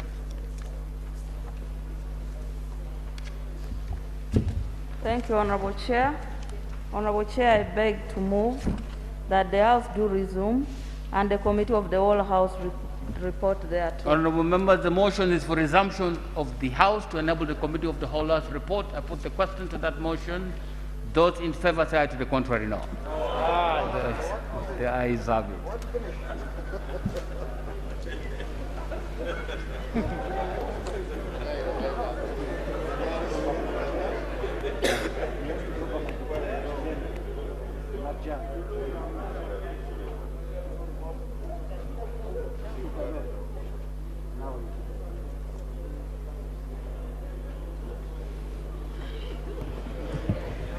Report from the Committee of the Whole House. Honorable Minister. Honorable Chair, Honorable Speaker, I beg to report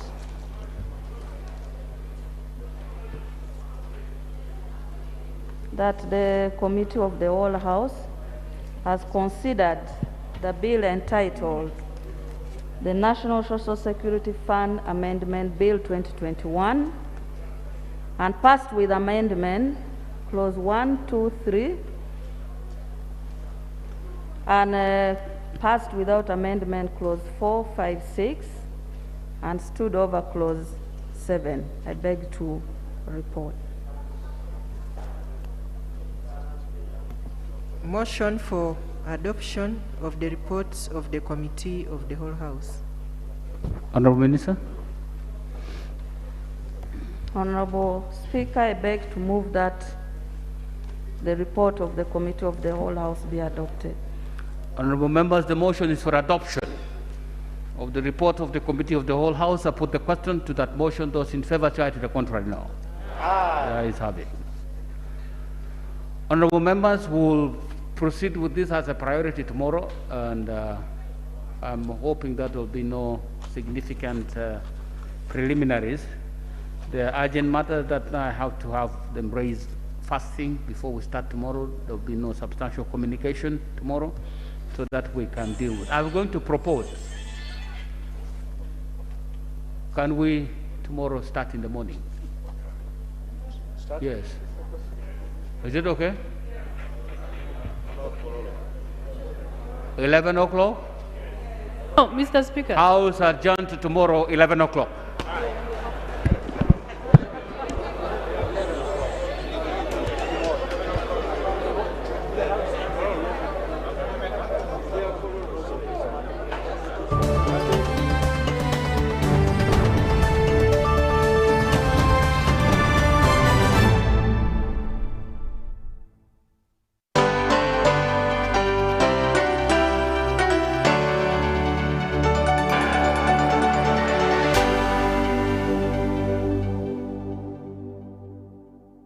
Of the day on UBC, brought to you by